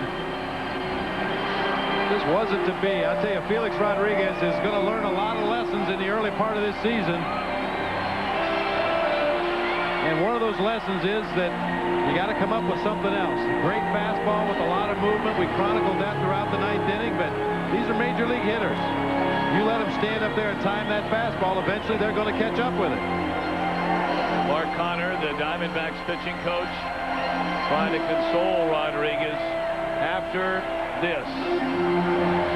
Finley reaches out over the plate and hooks it. He knows it's gone immediately. A lot of power in that small frame of Steve Finley. Well, our final score from Qualcomm Stadium in San Diego, 6-4 Padres over the Diamondbacks. Felix Rodriguez, a tough pill to swallow indeed tonight. So for Bob Brentley, Greg Schulte, and our entire Fox Sports Arizona crew, so long. We'll see you again tomorrow.